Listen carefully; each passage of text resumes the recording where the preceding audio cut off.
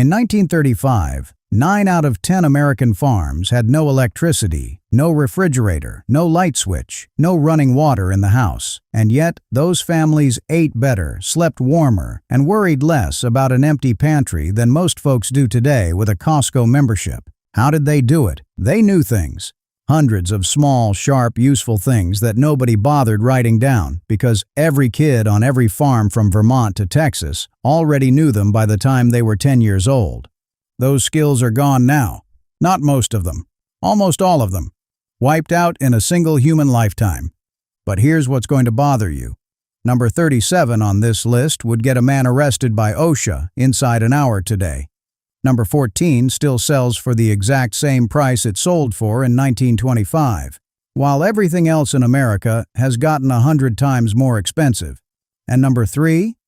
Harvard scientists just spent 20 years proving that your great-grandmother was right and the doctors who replaced her were wrong. Stick with me, because by the end of this, you're going to look at your own kitchen, your own backyard, and your own grocery bill differently than you did 5 minutes ago.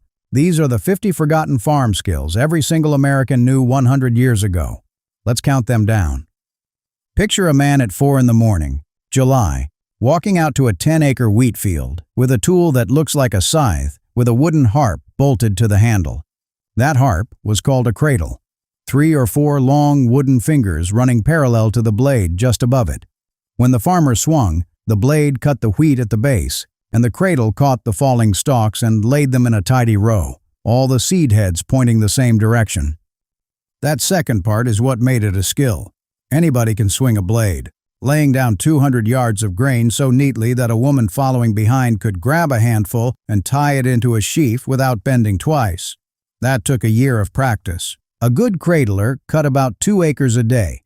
Sounds slow until you learn the alternative was the sickle, where one man cut a half acre if he was lucky. The cradle tripled output overnight. From the 1820s to the 1880s, it was the single most important hand tool on American grain farms. The rhythm mattered as much as the blade. Step, swing, hips doing the work, not arms. Get it wrong and your back gave out by 10 in the morning. Get it right and you cut from sunup to noon with a single break for water. Then the McCormick Reaper showed up, and within 50 years, the cradle was a museum piece. The last U.S. patent for one was filed in West Virginia in 1924. After that, nobody bothered. Today, you can buy a working antique cradle scythe at a Pennsylvania farm auction for about $40. Almost nobody knows what it is. Almost nobody could use it if you handed it to them.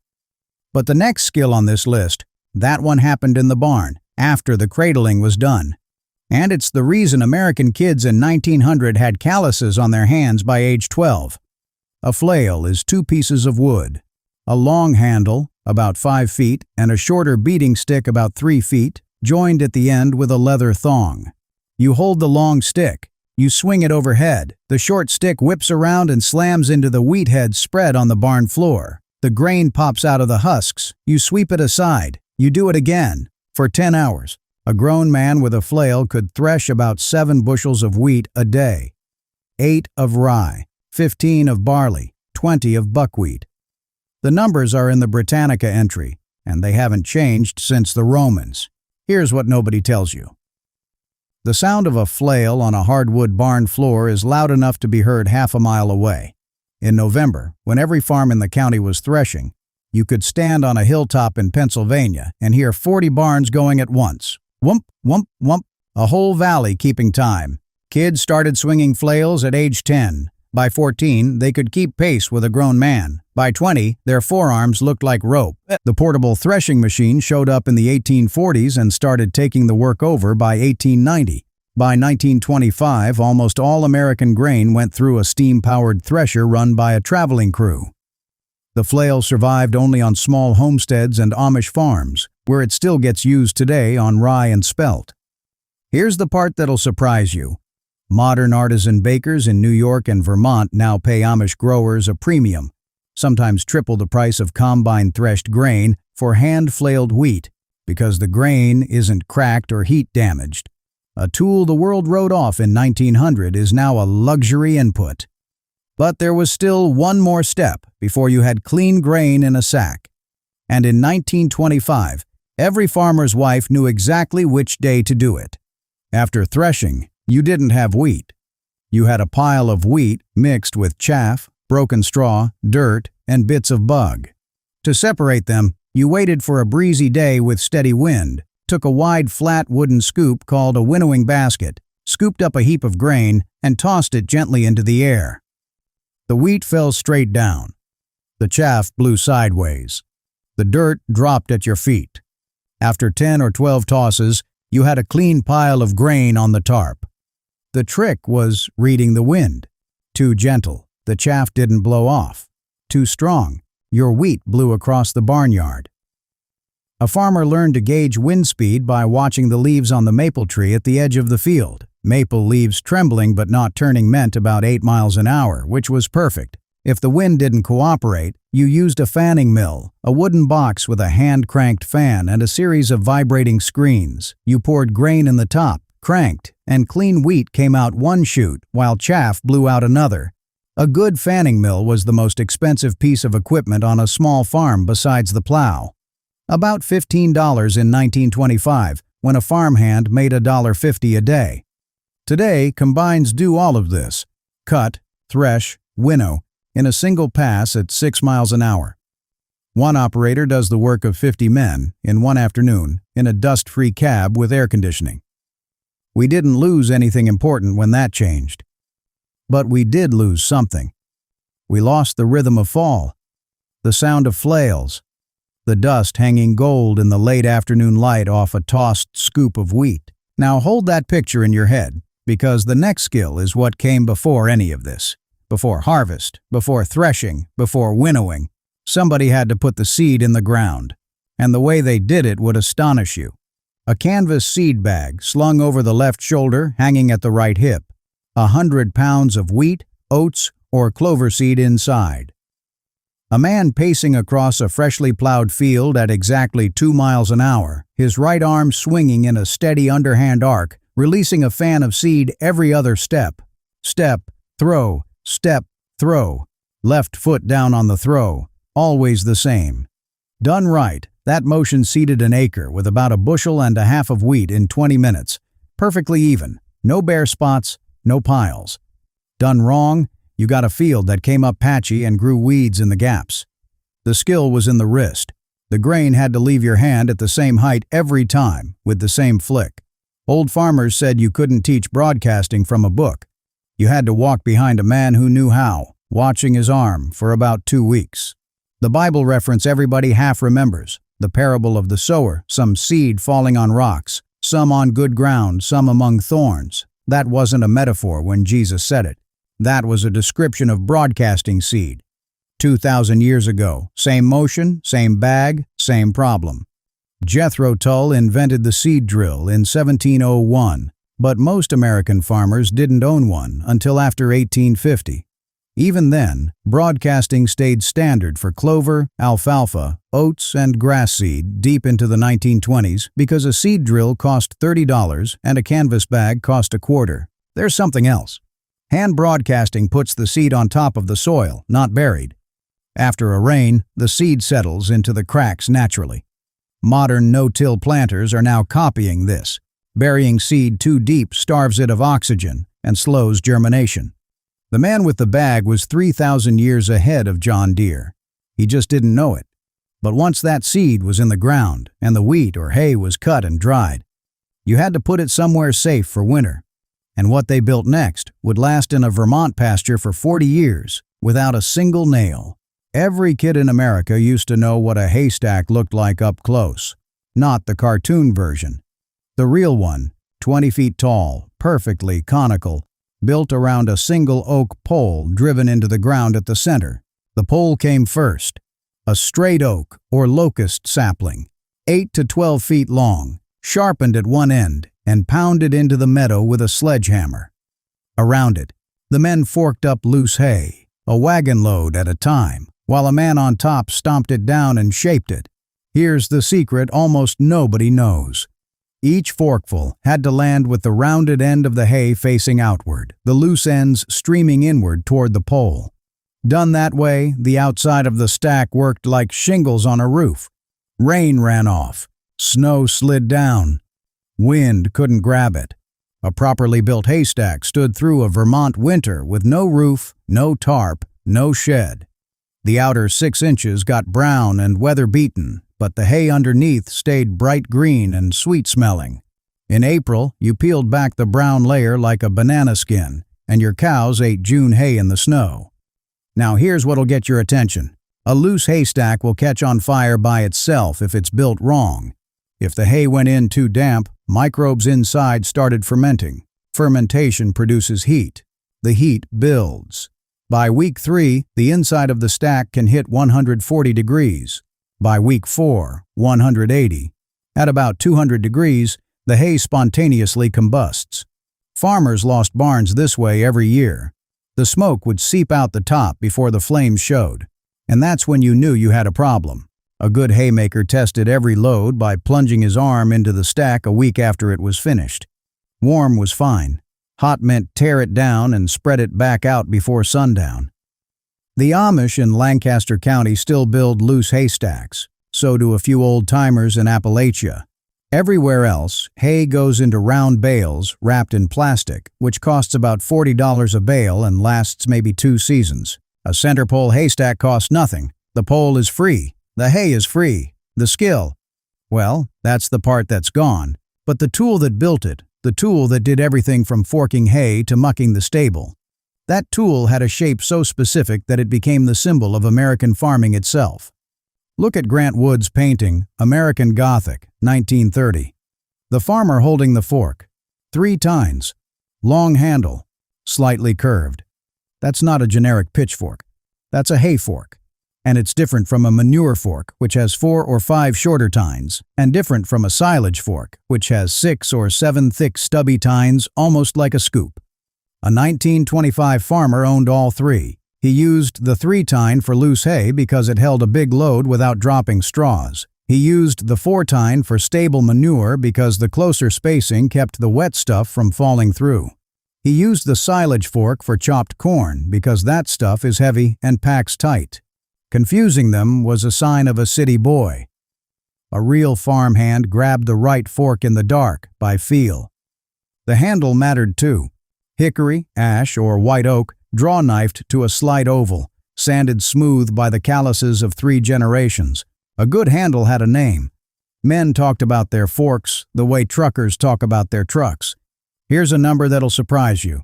A strong man pitching loose hay onto a wagon could move 4 tons of hay in an 8-hour day. 4 tons. By hand. With a wooden stick and 3 steel prongs. Today, a square baler does that in 20 minutes, and the farmer sits on a tractor with the radio on. Nothing wrong with that. But 4 tons by hand built shoulders that lasted into a man's 80s. There's also a cultural piece nobody talks about. The hay fork was the most common weapon used in American farm labor disputes from 1880 to 1920. When tensions ran high during the harvest, 2 men who'd been pitching hay all day already had the weapon in their hands. The phrase pitchfork rebellion isn't metaphorical. Today, most people couldn't tell a hay fork from a manure fork at 20 paces. Both looked the same hanging in a tractor supply. But the man who knew the difference also knew something even more important. He knew which crop went into which field, in which year, in a sequence so precise it could double his yield without a single bag of fertilizer, and it's a system that modern industrial agriculture is now scrambling to relearn. Walk into a county extension office today and ask about regenerative agriculture. They'll show you a $400 textbook describing crop rotations. Your great-grandfather did it from memory. The system was called the Norfolk 4-course rotation. Wheat, then turnips, then barley, then clover. 4 years per field. Every farm divided itself into 4 roughly equal sections, and each section moved through the cycle in lockstep. Here's why it worked. Wheat is a heavy feeder. It strips nitrogen out of the soil. So, after wheat, you plant turnips, which break up compaction with their long taproot and feed the cattle on the leaves. After turnips, you plant barley, a lighter grain crop that grows on the residue. And after barley, you plant clover, which puts nitrogen back into the soil through the bacteria living on its roots. 4 years later, the field is healthier than when you started. You've grown 2 grain crops, 1 root crop, and 1 hay crop. You've fed your family, your cattle, and your barn. And you haven't bought a single bag of fertilizer. A farmer in Iowa in 1925 didn't think of this as a system. He thought of it as common sense. He walked his fields after church on Sunday and looked at the color of the corn leaves, the height of the clover, the smell of the dirt. He knew which field was tired and which was ready. Modern industrial corn and soybean rotations skip clover and turnips entirely. The result? American farmers now spend $15 billion a year on synthetic nitrogen fertilizer. The dead zone in the Gulf of Mexico, 6,000 square miles where nothing lives, is mostly nitrogen runoff from those same fields. In 2023, Iowa State ran a study on 4 crop rotations with clover. They got a 4 bushel per acre yield bump on corn, with 25% less fertilizer. Your great-grandfather could have told them that for free. He just had no idea anybody had forgotten. Here's the trick that ties the whole field and grain section together. The trick that kept American topsoil in place for 300 years before we plowed it into the wind during the Dust Bowl. After the cash crop came off in fall, the field didn't sit bare. The farmer broadcast a quick-growing cover crop, usually winter rye, hairy vetch, or red clover, in late September. By the time the snow flew, that field was green again. The rye held the topsoil through 40-mile-an-hour January winds.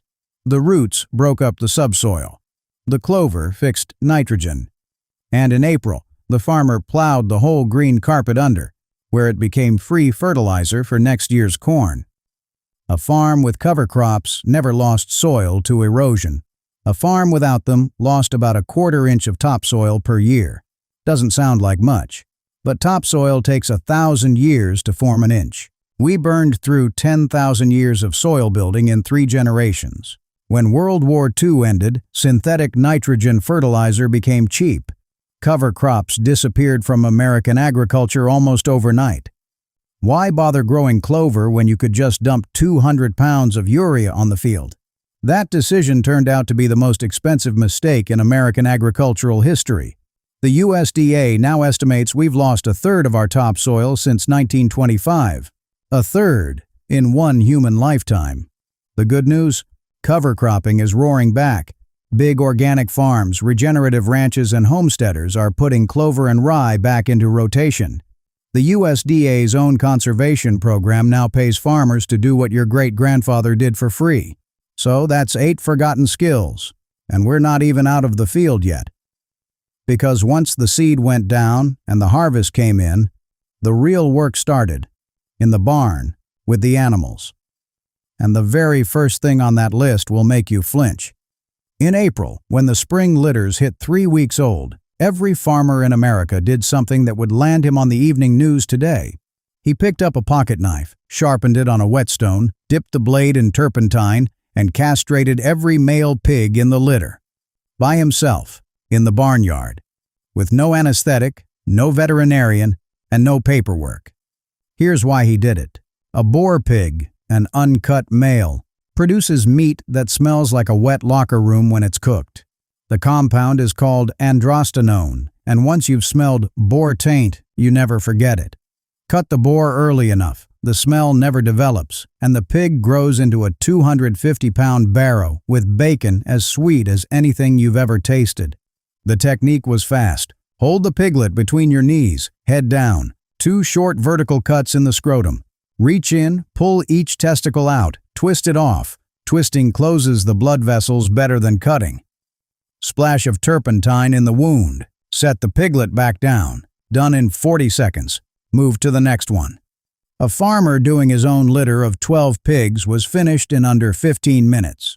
Today, this same procedure requires 2 people. Lidocaine, a sterile environment, and in 8 European countries, an outright ban. American hog farms still do it on 90% of male pigs, but only with veterinary oversight. The pocket knife method survives in exactly one place. Amish farms, where the bishop says it's allowed because that's how grandfather did it. Now hold that thought, because the next skill in this section was even rougher. And it solved a problem that turned a $50 hog into a $5 disaster overnight. A pig's nose is the most powerful digging tool in the animal kingdom. A 200-pound hog can root up a quarter-acre of pasture in a single afternoon. Turn 3 pigs loose in a 1-acre orchard for a week, and you'll have a moonscape of craters where the grass used to be. So, in 1925, every farmer who pastured pigs put rings in their noses. The tool was a hog ringer. Looked like a pair of pliers with a hooked tip. The rings were copper-coated wire, about the diameter of a quarter, sold by the pound at the feed store. The procedure took 2 men. One held the pig, usually with a hog snare looped behind the upper jaw, which kept the animal still without hurting it. The other slid an open ring into the ringer, positioned it in the cartilage at the top of the snout, and squeezed. The ring snapped closed through the gristle. The pig squealed for about 5 seconds, shook his head twice, and went back to eating slop. A working hog wore 3 or 4 rings, spaced an inch apart along the upper edge of the snout. Once those were in, rooting hurt. The pig stopped digging and started grazing, which is what you wanted. Here's the part nobody talks about. Ringed pigs gain weight slower than unringed ones, because rooting is how they find the protein-rich bugs and tubers that fatten them naturally. So a 1925 farmer was making a deliberate trade, slower weight gain in exchange for an intact pasture. Today, almost nobody pastures pigs anymore. They live their entire lives on concrete, no rings needed. But there's a small comeback happening. Heritage breed pasture pork operations, the ones charging $12 a pound for bacon at the farmer's market, are putting rings back in. The skill survives. Barely. If you've never seen this done, you don't want to. But every dairy farmer in 1925 did it, and most still do it today. A horned cow is dangerous. To herself, to other cows, to the farmer. A 1,200-pound Holstein with a 6-inch horn can puncture a stable wall, gore another cow during a feed bunk argument, or kill a man who walks behind her wrong, so the horns came off. The earlier you did it, the easier it went.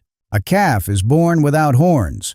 The horn buds appear at about 2 weeks. Small, soft, hairy lumps on top of the head. Press your thumb into a calf's skull and you can feel them.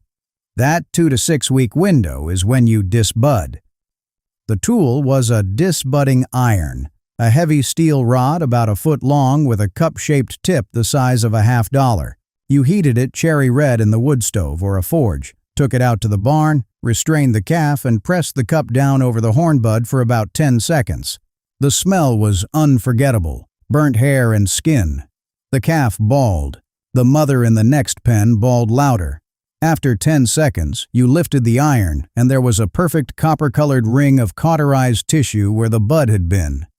The bud died. No horn ever grew. Today's version uses caustic paste or an electric disbudding tool with built-in anesthetic. The screaming is gone. The smell is gone. And honestly, that's progress. But here's the surprise. Many small dairies are now selecting for polled genetics. Cattle born without horn buds at all. A century-old problem solved with breeding instead of fire. Your great-grandfather would have called that smart. The next skill, though, was one nobody could brute force their way through. It took patience, months of it. And it was the difference between owning a horse and owning a working partner. The phrase horsepower used to mean something specific. It meant a 1,500-pound Belgian or Percheron walking 10 hours a day, pulling a plow, a wagon, or a manure spreader, in perfect coordination with the man on the lines behind him. You didn't get that on day one. You got that after 6 months of patient work that started when the colt was about 3 years old. Step 1 was the halter. A young horse had to learn that pressure on his head meant come here, not fight back. That alone took a month of daily lessons in a round pen. Pull, release, reward. Pull, release, reward. Until the horse moved his feet at the lightest touch. Step 2 was the saddle pad and surcingle, a flat strap around the belly. The horse had to accept something tight around his ribs without exploding. Most colts threw themselves on the ground the first time.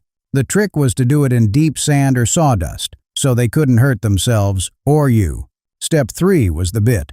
A snaffle, gentle, with sweet iron that the horse could chew on. 2 weeks of just standing in the stall with the bit in his mouth, learning that metal in his mouth wasn't a threat. Step 4 was the harness pieces, added one at a time.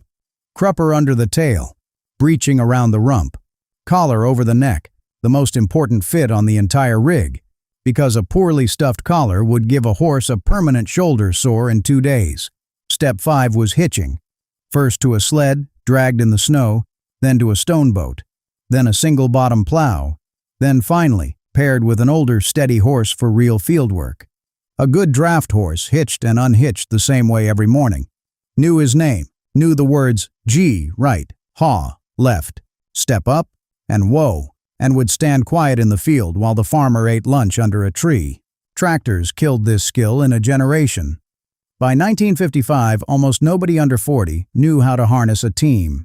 Today, the only places teaching it are Amish farms, a few colleges in Pennsylvania and Kentucky, and the U.S. Forest Service's mule training program in Montana. But hitching the horse was just the morning chore. What came next happened in the spring, with a pair of hand shears that could shave the hair off your forearm. Before electric clippers, every spring sheep got sheared with a tool that looked like garden scissors on steroids. 2 long curved blades joined by a U-shaped spring, sharpened on a grindstone until they could slice fleece by pressure alone. A skilled shearer worked sitting down, the sheep on its rump between his knees, leaning back against his chest. The animal almost relaxed when held that way. Sheep are prey animals, and being on their backs short-circuits their fight instinct.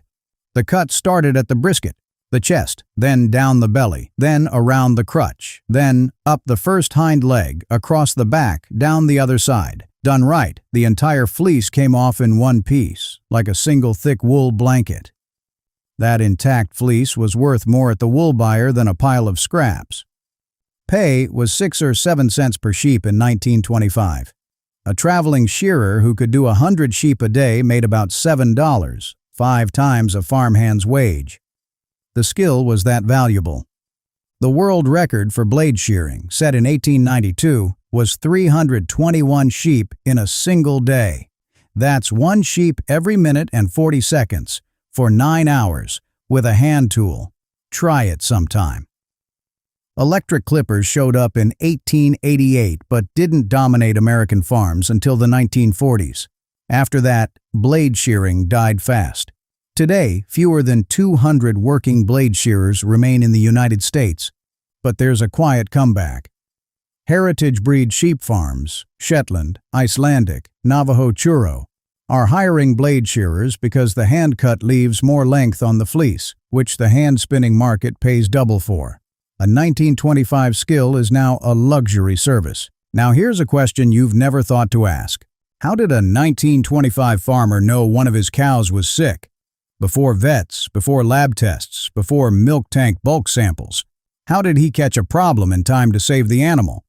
He had a tin cup with a black bottom, and it might have saved more dairy herds than penicillin. Pause here, because this is one of those small, specific, almost forgotten skills that meant the difference between a working dairy and a bankrupt one. Mastitis is an infection of the udder. It happens when bacteria enter through the teat canal, usually because of a small cut, a stepped-on teat, or a dirty bedding situation. Caught early, you can treat it. Caught late, the cow loses the quarter, and a 1/4 cow gives 25% less milk for the rest of her life.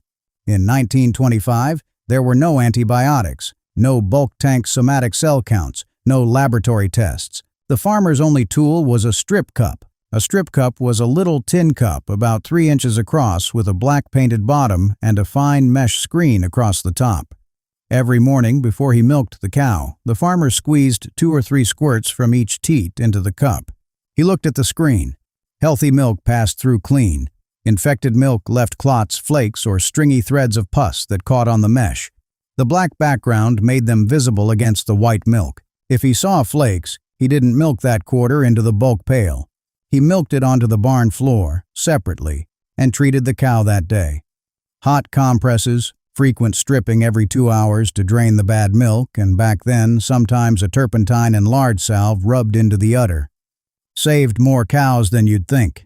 A herd of 12 dairy cows was a family's entire income. Losing one to mastitis was losing a month's wages. Today's robotic milkers do this electronically. Sensors in the cluster detect conductivity changes that signal infection.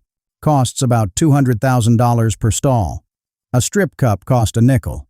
The skill is still taught at every Amish dairy in Holmes County, Ohio. Their cows have lower mastitis rates than the big confinement dairies, which is something agricultural researchers cannot quite explain. But sooner or later, every dairy cow had to give birth. And about one time in 20, that birth went sideways. And what the farmer did next, alone, in the barn at 2 in the morning, was the kind of skill that separated him from everybody else in the county. 2 a.m., February. The wind, howling. A first calf heifer down in the corner of the barn, straining for 2 hours, getting nowhere.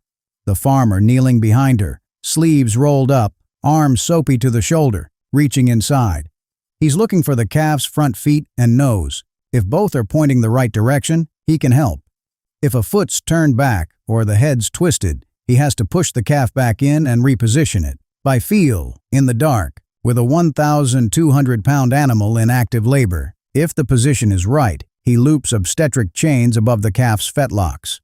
2 loops, 1 on each leg, with a handle in between. He waits for the next contraction, braces his boots against her hocks, and pulls, steady, downward, in rhythm with her pushing, never against it. A textbook hard pull takes about 10 minutes from chain to wet calf on the straw. A nightmare pull takes 2 hours. Once the calf was out, the farmer cleared the mucus from its mouth, swung it gently by the hind legs to drain its lungs, and laid it in front of the mother to lick clean. Within 20 minutes, a healthy calf was on its feet, looking for the udder. The mother's first milk, colostrum, had to hit that calf's stomach in the first 6 hours, or the calf wouldn't develop immunity. That window was sacred.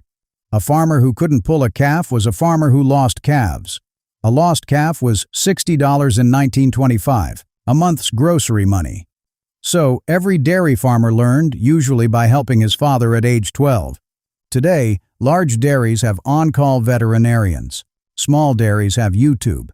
But the moment of reaching into a heifer in pain, in the dark, and turning her calf around with your bare hand, that moment hasn't changed in 4,000 years. Now we come to the last skill in this section, and it was the one farm wives, not farmers, were famous for. Because she was the one who walked into the chicken coop in October and decided which hens lived and which ones went into the soup pot. A laying hen costs the same to feed as a non-laying hen, about 4 cents a day in 1925. So if you had 30 hens and 10 of them weren't laying, you were paying 40 cents a day for nothing. 40 cents a day was real money. $2.50 a week. A new pair of work boots every month just thrown away on freeloader chickens. So in October, before winter feed costs got serious, the farm wife went into the coop with a basket and culled the loafers. Here's how she knew. She picked up each hen and felt 3 things. First, the abdomen. A laying hen has a soft, pliable belly with some fat. She's actively producing eggs, and her body is loose. A non-layer is hard and tight. Second, the pelvic bones. 2 thin bones at the back of the bird, just below the vent. On a layer you can fit 3 or 4 fingers between them, wide enough for an egg to pass. On a non-layer, the bones are pinched together, 2 fingers max. Third, the vent itself. A laying hen has a moist, pale, wide vent. A non-layer has a small, dry, yellow vent.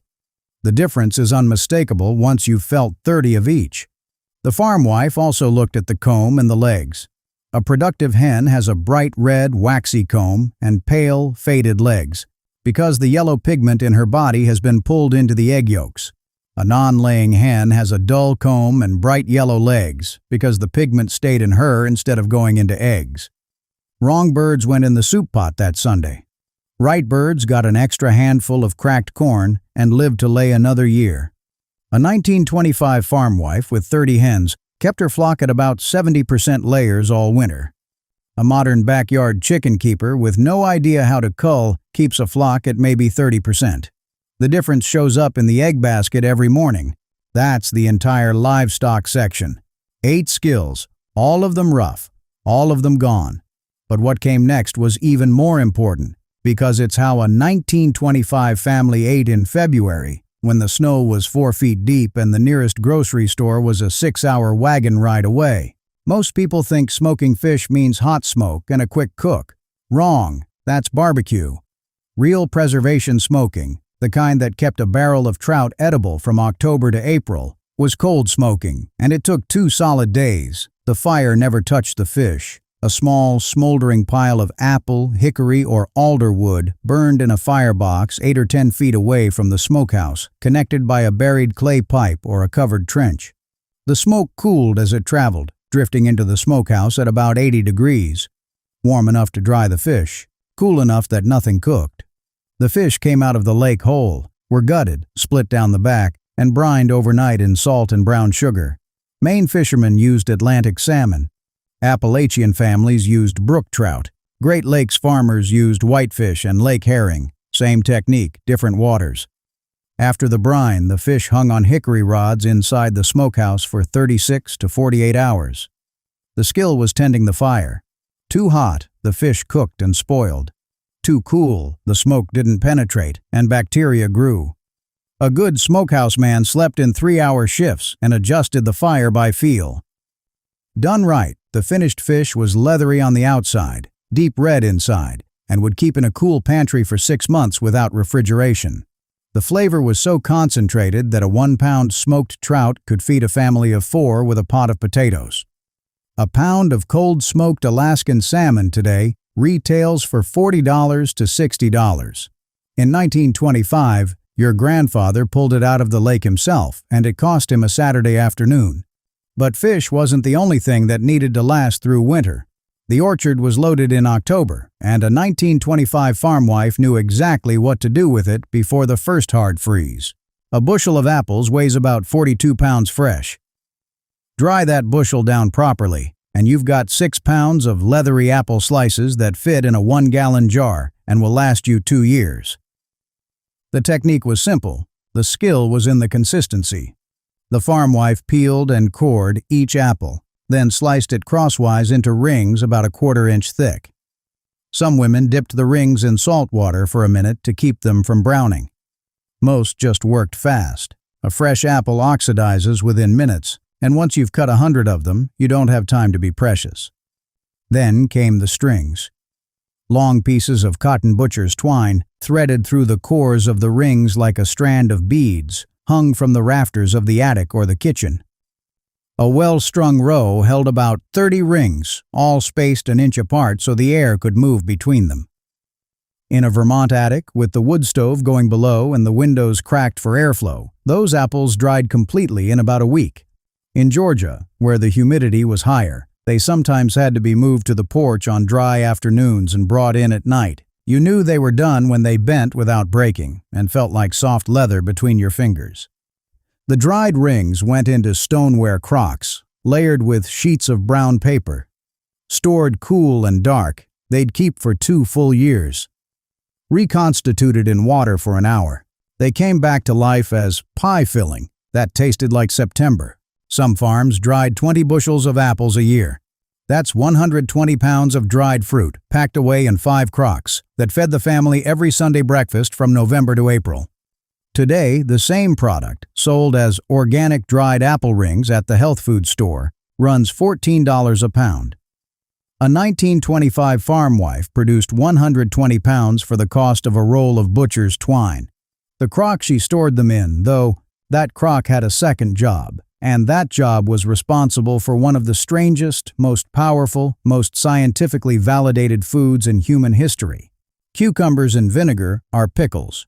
Cucumbers fermented in salt water are something else entirely.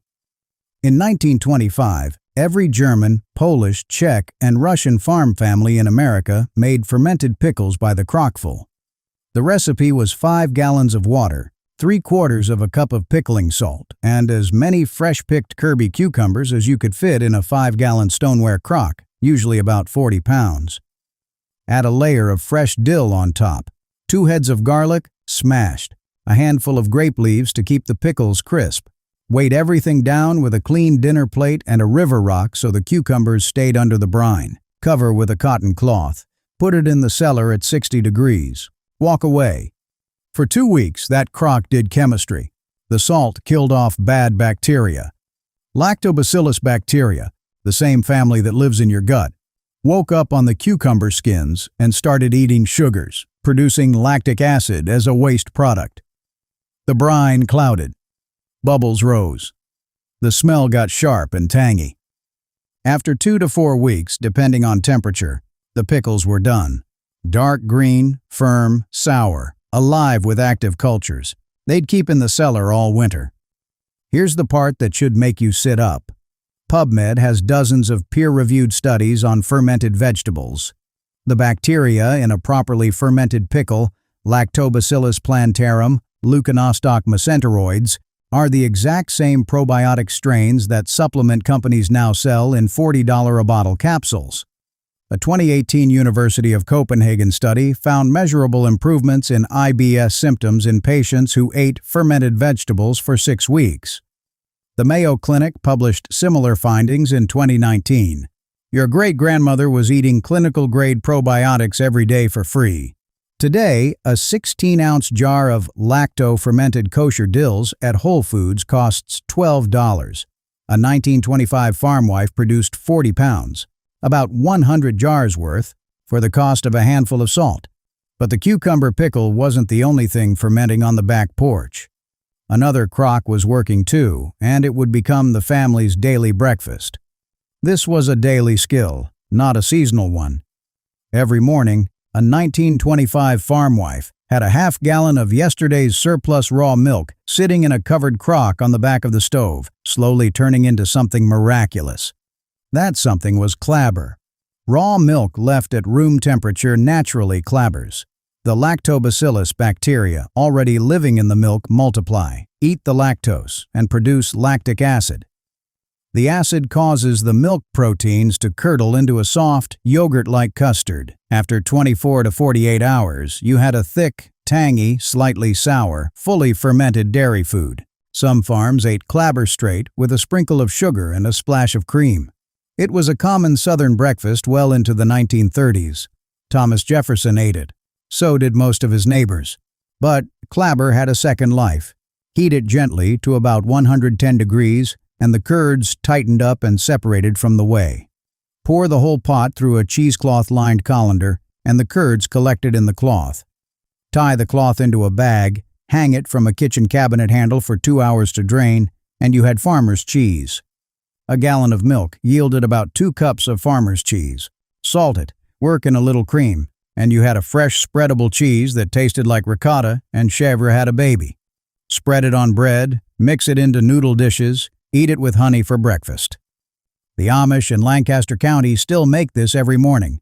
Same technique, same crock, same back of the stove. A pound of artisan farmer's cheese at the grocery store today is $9. A 1925 farm wife produced it from the surplus of a single morning's milking, milk that would have spoiled by Tuesday anyway. But farmer's cheese was the easy one. The hard one, the one that took skill, patience, and a year of waiting, was happening at the same time, in the same cellar, and it would become the centerpiece of every Christmas dinner. A 1925 farm wife with 6 dairy cows had more milk than her family could drink. The solution was hard cheese, but not the soft, eat-it-this-week kind. Real aged cheese, the kind that sat in the cellar wrapped in cheesecloth and turned weekly for a year. The process started with about 3 gallons of fresh milk, warmed to 86 degrees. She added rennet, usually a small piece of dried calf stomach soaked in water, and the milk set up like Jell-O in 45 minutes. She cut the curd into half-inch cubes, stirred gently while heating to 102, drained the whey, salted the curds, and pressed them into a mold lined with cheesecloth. A 50-pound press, made from a stack of bricks on a wooden plank, sat on top for 24 hours. The next day, she had a fresh 5-pound wheel of farmhouse cheddar. Now the real work began. The wheel got dipped in melted paraffin wax to seal it, labeled with the date, and carried down to the cellar. For the next 60 days minimum, but usually 6 to 12 months, it sat on a wooden shelf at 50 degrees and 80% humidity. She turned it every week.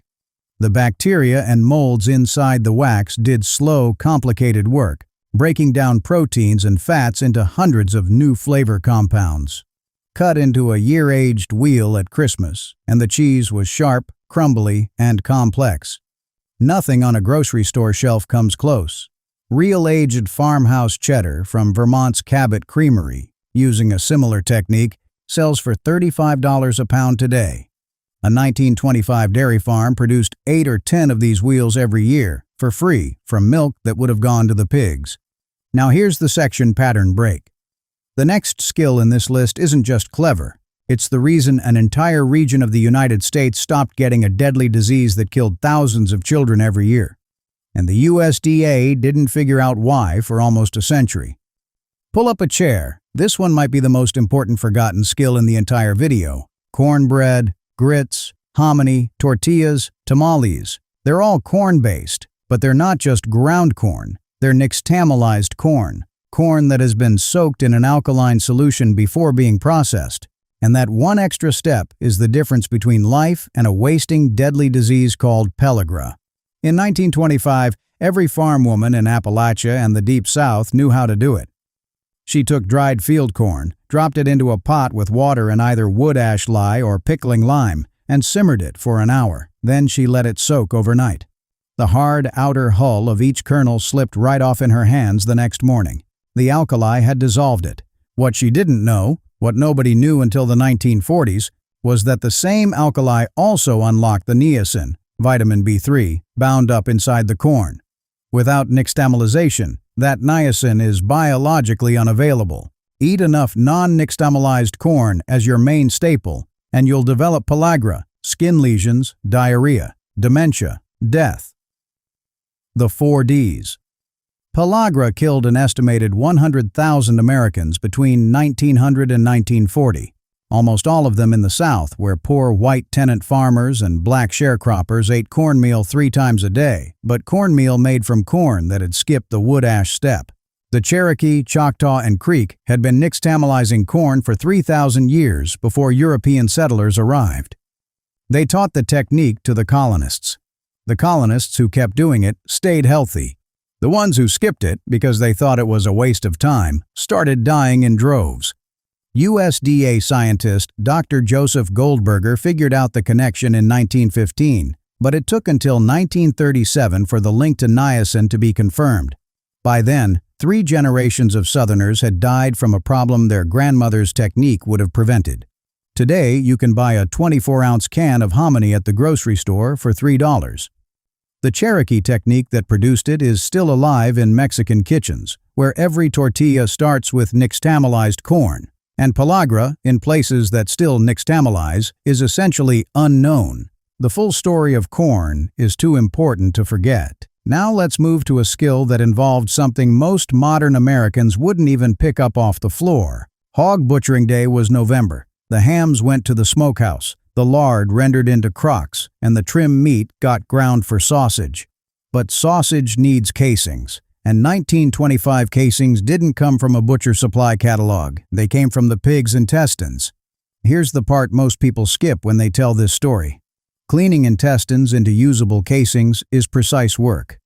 The farm wife rinsed the small intestine immediately after slaughter, while it was still warm. Colder gut is harder to work. She turned each section inside out by pushing one end through itself with a wooden dowel, like turning a sock inside out. Then she scraped. The inside of an intestine has a thick mucus lining, and that lining has to come off before the gut becomes a casing.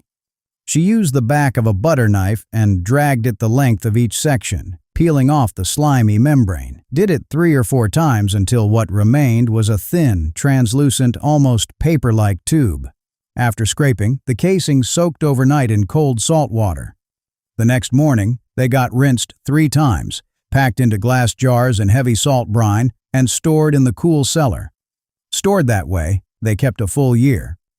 A single 250-pound hog yielded about 60 feet of small intestine, which would case 25 to 30 pounds of sausage. Larger intestines became casings for liver sausage and Braunschweiger. Bladders got blown up with air, dried, and used as resealable containers for lard. Stomachs became scrapple. Nothing was wasted, not 1 inch. A 1925 farm wife with a hog turned every part of that animal into food, soap, candles, or string for tying things to fence posts. Today, 3 feet of natural hog casing at a butcher supply store costs $8. The 1925 farm wife produced 10 times that much for free on a Saturday morning. But casings and sausage and cheese and hominy all needed to be preserved long-term, and the technique that made it possible was so dangerous, so misunderstood, and so widespread that the USDA put out emergency bulletins about it for 30 years. In 1925, the average American farm pantry held 400 to 600 jars of canned food. That's not exaggeration, that's the standard, documented in USDA home extension records from the period. Every one of those jars was sealed at home, on a wood-fired stove, using a process that had killed people. The hot water bath method goes like this. Pack clean mason jars with prepared food. Tomatoes, peaches, green beans, whatever's in season. Add a little salt. Cover with new lids and finger-tight rings. Lower the jars into a giant kettle of boiling water deep enough to cover them by an inch. Hold a rolling boil for the prescribed time. 30 minutes for tomatoes, 90 minutes for green beans, 2 hours for whole chicken. The boiling drove air out of the jar. As the food cooled, the lid sealed. The food kept for years. But here's the catch, and the catch killed people. Hot water bath canning only reaches 212 degrees Fahrenheit. That's hot enough to kill mold, yeast, and most bacteria. It is not hot enough to kill Clostridium botulinum spores. Botulism produces one of the deadliest toxins known to medicine. A teaspoon could kill the population of a small city. For high-acid foods, tomatoes, fruits, jams, pickles, botulism can't grow because of the acid. Hot water bath was safe. For low-acid foods like green beans, corn, and meat, hot water bath was a gamble. People died. The USDA spent the 1920s and 1930s trying to convince farm wives to switch to pressure canning, which reaches 240 degrees and kills botulism spores reliably. Pressure canners cost $15 in 1925, a week's wages, so adoption was slow. Mason jars and a kettle were already in the kitchen. Today's USDA guidelines are absolute. Anything low acid must be pressure canned, period. The hot water bath shortcut killed enough people to write the rule in stone. But for high-acid foods, the technique is still the same as it was in 1925. Boil, seal, store. A 1925 farm wife with 400 jars produced what would cost about $2,000 at the grocery store today, for free, from her own garden. And those jars sat in the same root cellar as the cheese, the kraut, the hominy, the pickles, and the dried apples. The entire food supply for one family, for 1 year, all created with skills almost nobody alive remembers. But preserving food was only half the kitchen. The other half was making everything from scratch with ingredients you produced yourself. And the next section is going to surprise you. October was apple month. Every farm with a tree had baskets of windfalls, peels, and cores piling up in the kitchen. Throwing them out was unthinkable, so the farm wife made vinegar. She filled a half-gallon glass jar 2/3 full of apple peels and cores, stirred in a 1/4 cup of sugar dissolved in well water, topped it off, and covered the mouth with a square of muslin tied with twine. The muslin let air in but kept fruit flies out. She set the jar on the kitchen counter where the temperature stayed around 70 degrees. For 2 weeks, she stirred it daily with a wooden spoon. Wild yeast on the apple skins ate the sugar and turned it into alcohol. By week 2, the jar smelled like hard cider. Then she strained out the apple bits and let the cloudy liquid sit, undisturbed, for another 4 to 6 weeks. That's when the magic happened. Acetobacter bacteria, drifting in from the air, settled on the surface and started converting the alcohol into acetic acid. A pale, gelatinous mat formed on top. Old-timers called it the mother of vinegar. Once the mother appeared, you knew you had real vinegar in another 2 weeks. Strained, bottled, and stored, that vinegar kept indefinitely. The mother got saved and dropped into the next batch as a starter. A single mother could be passed down for decades. Many Pennsylvania Dutch families still use vinegar mothers that originated before the Civil War. A 1925 farm wife produced about 3 gallons of vinegar a year from kitchen scraps that would otherwise have gone to the pigs. She used it to pickle cucumbers, dress salads, clean windows, treat sore throats, and rinse her hair until it shined. A 16-ounce bottle of raw apple cider vinegar with the mother at the health food store today costs $9. 3 gallons of homemade is worth about $200. Total cost of production, a quarter cup of sugar, and 6 weeks of patience. But vinegar wasn't the only thing fermenting in the kitchen.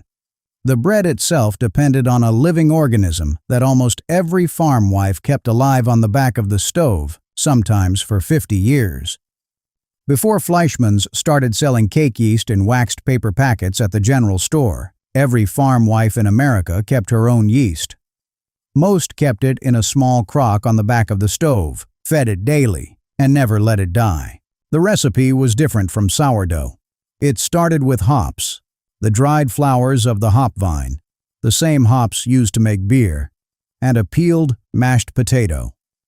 The hops got boiled in water for 30 minutes, the liquid strained, and the mashed potato added back in along with a tablespoon of sugar and some flour. The whole mess was set in a warm spot. Within 24 hours, wild yeasts from the air had colonized the mixture. By 48 hours it was bubbling, smelling sharp and yeasty, and ready to use. From that day forward, the farm wife pulled out a cup of yeast every time she baked bread, then replenished the crock with fresh flour, water, mashed potato, and a little hop tea. Fed daily, that yeast plant lived forever. Fed weekly, it lived for years. Forgotten for a month, it died.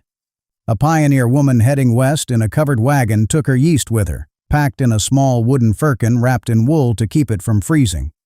Some yeast strains made it from Pennsylvania to Oregon in one continuous lineage. There are documented cases of bakeries in Alaska and California still using sourdough cultures whose ancestors came over on the Gold Rush Trail in 1849. A 2020 study at UC Davis sequenced the DNA of dozens of old American sourdough starters and found yeast and bacteria strains that don't exist in any commercial product. Genetically, your great-grandmother's bread was a different food than what comes out of a Wonder Bread bag. A packet of active dry yeast at the grocery store today costs about $1 and contains exactly one strain of laboratory-bred Saccharomyces cerevisiae. A 1925 yeast crock contained dozens of wild strains, all working together, all free, all alive. But yeast alone didn't bake bread. Bread needed an oven. And what farm wives baked in 1925 was something almost no kitchen on earth produces anymore. Built into the wall next to most rural fireplaces was a small dome-shaped chamber called a beehive oven, about 3 feet across, 2 feet high, lined with fire brick with a heavy iron door. Once a week, usually Saturday morning, the farm wife built a roaring fire of split hardwood inside that oven. Not in front of it, inside it. The fire burned for 2 hours until the brick lining glowed white hot and the soot on the inside of the dome burned clean. When the brick was hot enough, about 700 degrees, she raked out every coal and ash with a long-handled iron rake. She wiped the floor with a damp mop. She tested the heat by throwing a handful of flour onto the brick. If it browned in 3 seconds, the oven was ready. In went the loaves. 8 to 12 at a time, slid off a long wooden peel onto the bare brick. The door slammed shut. For the next 6 hours, that oven coasted down through every temperature a kitchen could need. First, at 500 degrees, the bread baked. Crusty, dark, with the open crumb and complex flavor that only stone-baked bread has. After the bread came out, at 425, she slid in pies. After the pies, at 350, casseroles. After casseroles, at 250, beans and slow-cooked stews. Last, as the oven dropped to 200 degrees overnight, in went a pot of custard or a pan of fruit to dry. One firing produced a week's worth of food. Bread for 7 days, 3 pies, 4 casseroles, 2 pots of beans, dried apple slabs for the cellar, and a custard for Sunday dinner. All from 1 armload of wood in one Saturday morning. Modern artisan bakers in Brooklyn and Portland charge $14 for a single loaf of stone-baked sourdough. A 1925 farm wife produced 12 loaves at that quality, plus the rest of the week's meals for free. But the bread was only half of Sunday dinner. The other half was a pie, and the secret to that pie was a fat that the American medical establishment spent 60 years trying to ban. Pause here, because this is where the science finally caught up to your great-grandmother. In 1925, every pie crust in America was made with lard. Not butter, not Crisco, not vegetable shortening. Lard, rendered pork fat, gave a crust that flaked into shattering, papery layers that no other fat on earth can replicate. The food science is real. Lard's fat crystals are larger and softer than butter's, which means they create more steam pockets in the dough as it bakes. More pockets equals more flake. The 1925 recipe was 3 ingredients: 1 cup of flour, 1/3 cup of cold lard, a pinch of salt, enough ice water to bring it together. Roll it out cold. Bake it at 425. Then in the 1960s, the American Heart Association declared war on saturated fat. Lard, which is about 40% saturated fat, became public enemy number 1. Doctors warned mothers off it. Grocery stores stopped stocking it. Crisco, a hydrogenated cottonseed oil loaded with trans fats, replaced lard in nearly every American kitchen. We now know that was probably the single largest nutritional disaster of the 20th century. A 21-study meta-analysis published in the American Journal of Clinical Nutrition in 2010 found no significant evidence linking saturated fat intake to heart disease. A 2024 paper in NPJ Science of Food went further, arguing that lard's high smoke point and stable molecular structure make it safer for cooking than the seed oils that replaced it. Real lard from pasture-raised pigs contains up to 1,100 international units of vitamin D per tablespoon, making it, ounce for ounce, one of the densest natural sources of vitamin D in the entire human food supply. More than salmon, more than eggs, more than anything except cod liver oil. Your great-grandmother had no idea about any of this. She just knew her pie crust was better with lard. The doctors who told her she was wrong have spent the last 60 years apologizing. A pound of pasture-raised heritage lard at a farmer's market today costs $14. A 1925 farm wife rendered 30 pounds of it from one hog every November, for free, and her pie crusts were the kind that won blue ribbons at the county fair every year for 40 years running. But lard had a second life. After it filled the pie crust crock, the leftover scraps and the harder fat became something even more important. Something that lit the house every winter night. Beef fat is called tallow, not lard.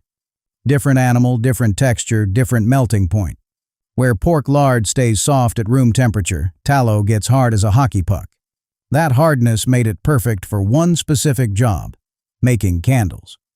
In 1925, before rural electrification reached most farms, the only light in the house after sundown came from kerosene lanterns or candles.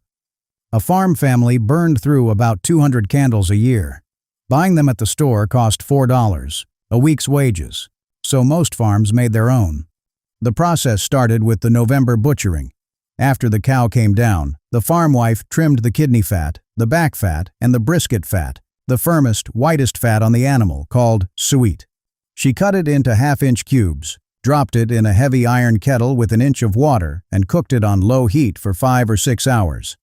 The fat melted slowly. Connective tissue and meat scraps floated to the top as crispy brown bits called cracklings. She skimmed them off with a slotted spoon. They got salted and eaten as a snack. The pure liquid tallow underneath got strained through cheesecloth into stoneware crocks and cooled. A 30-pound cow yielded about 8 pounds of clean tallow. Pure tallow alone made a soft candle that burned fast and dripped. The trick was mixing it with a smaller amount of beeswax, about 1 part beeswax to 4 parts tallow. The wax raised the melting point and gave the candle structure. Some women added a few drops of bayberry wax for a green color and a Christmas scent, but bayberry was a luxury. 15 pounds of bayberries yielded just 1 pound of wax. A bayberry candle was a holiday item, not an everyday one. Today, a hand-poured tallow candle from a homestead artisan goes for $20 a pop on Etsy. A 1925 farm wife with 1 cow's worth of suet made enough candles to light her house for a year. Total cash cost, $0. But pouring candles into molds was the beginner's method. The real artistry came with a technique that turned a simple string into a tall, elegant taper through nothing more than patience and a steady hand. A taper candle is a long, slender, slightly tapered candle, the kind that goes in a candlestick on the dinner table. In 1925, those were never bought. Every farm wife with bees made her own. The technique was meditation in motion. She set up 2 stations on the kitchen table. The first was a tall, narrow can or copper cylinder filled with melted beeswax kept at 165 degrees on the back of the stove. The second was an identical can filled with cold water from the spring. She cut a length of cotton wick, about 14 inches, folded it in half, and tied the loop over a thin wooden stick. 2 wicks per stick hanging down. She held the stick over the wax, dipped both wicks in slowly, and pulled them out at the same speed. Then she dipped them in the cold water to set, then back in the wax, then back in the water. 20 dips, sometimes 30. Each dip added a paper-thin layer of wax. After the first 10 dips, the wicks were standing straight on their own. After the 20th, they were proper tapers, about 3/4 of an inch thick at the bottom, a 1/4 inch at the top. The skill was in the rhythm. Dip too fast, and the wax hadn't cooled enough. The new layer melted the old one and the candle got skinnier instead of thicker. Dip too slow, and the wax cooled in lumps, giving you a candle with bumps. A good dipper made 40 pairs of tapers in a single afternoon. That was a year's supply for a farm with 2 evening prayer candles, a Sunday dinner candle, and a few spares for company. Beeswax burned cleaner than tallow, smelled like honey, and lasted 3 times as long. The wax came from the family bee skep, those classic dome-shaped straw beehives that used to dot every Pennsylvania farm. A single skep produced about 3 pounds of wax a year, enough for 60 tapers. Today, hand-dipped beeswax tapers at a farmer's market or boutique candle shop sell for $15 to $40 a pair. A 1925 farm wife produced 80 of them for free in a single Saturday afternoon. But while the candles cooled, another job was always waiting. The one job that never ended, that consumed an entire day of the week, every week, for the rest of a woman's life. Monday was wash day. Every farm in America. Not most. All of them. The schedule was so universal that wash day appeared on calendars as a fixed event, like Sunday church. The work started at 5 in the morning. The farm wife filled a copper wash boiler, a big oval tub about 3 feet long and a foot deep, with water hauled from the well or pump. She set it on the wood stove and got the fire going hard. Copper was the metal of choice because it didn't rust, conducted heat fast, and reportedly killed bacteria on contact. Modern hospital studies have actually confirmed copper's antimicrobial properties. Once the water was steaming, she shaved a bar of homemade lye soap into the boiler with a paring knife, stirring until it dissolved into a sudsy gray broth. Then in went the whites, sheets, undergarments, white shirts, dish towels. They simmered for 30 minutes, getting stirred and pushed under with a long wooden paddle called a punch stick. After the whites came the colors. Same water, same fire, lower temperature. Then the work clothes, which were filthy. Then finally the rags and the floor mops. After boiling, every load got transferred, by hand with the punch stick, to a galvanized rinse tub of cold well water. Then a second rinse with bluing added, a tiny amount of blue dye that counteracted yellowing. Then, through the wringer, a hand-cranked roller that squeezed out 90% of the water and would also crush a finger if you weren't careful. Hung on the line, brought in at sundown, ironed Tuesday. A 1925 farm wife with a family of 6 processed about 60 pounds of dirty laundry every Monday. That's roughly a full 8-hour day, hauling water, splitting wood for the fire, stirring, wringing, hanging, taking down. She didn't sit until supper. A modern washing machine does the same load in 45 minutes while she watches TV. That's not nostalgia talking. That's progress, and we should be grateful for it. But the women who did it the old way had forearms like tree branches and could lift a 40-pound bushel basket up onto a wagon without thinking twice. The clothes came off the line dry but stiff, and before they could be put away, they had to be ironed. which involved a tool that, today, would be considered an assault weapon. A sad iron, the word sad coming from an Old English word for solid or heavy, was a 5 to 8 pound block of cast iron with a detachable wooden handle. Every kitchen had at least 3. You needed 3 because of the rotation. While one iron was being used on the ironing board, 2 more were heating on the wood stove. When the working iron cooled below useful temperature, the farm wife unscrewed the handle, set the cool iron back on the stove, picked up a hot one, screwed the handle on, and kept going. The handle was insulated wood with a metal clip. Pick up an iron by its body without protection, and you'd brand your palm in 2 seconds. The detachable design was the genius of it. The handle stayed cool while 3 irons rotated through the heat. Tuesday was ironing day. By 8 in the morning, the farm wife had 3 irons on the stove, a basket of damp clothes from yesterday's wash, a sprinkling bottle filled with starch water, and a wax-covered cloth for cleaning soot off the iron's bottom plate. Each shirt took 5 minutes. Each sheet took 10. A man's wool suit took 45. A child's church dress with smocked yokes and lace edges took an hour. By the end of the day, she had ironed every piece of clothing the family owned. The starch came from grated raw potatoes soaked in water. The white sediment at the bottom was potato starch. A teaspoon dissolved in a quart of water made enough sprayable starch to do a week's worth of collars and cuffs. Burnt fabric was a constant risk. A sad iron left on a damp shirt for 20 seconds would scorch a permanent yellow stain. The skill was constant motion, constant pressure, and a feel for how hot the iron actually was. There were no thermostats, only experience. Electric irons with thermostats showed up in the 1920s but didn't reach most farms until rural electrification in the late 1930s and 1940s. Until then, every farm wife in America did Tuesday the same way her grandmother did. A pressed dress shirt at the dry cleaner today costs $4.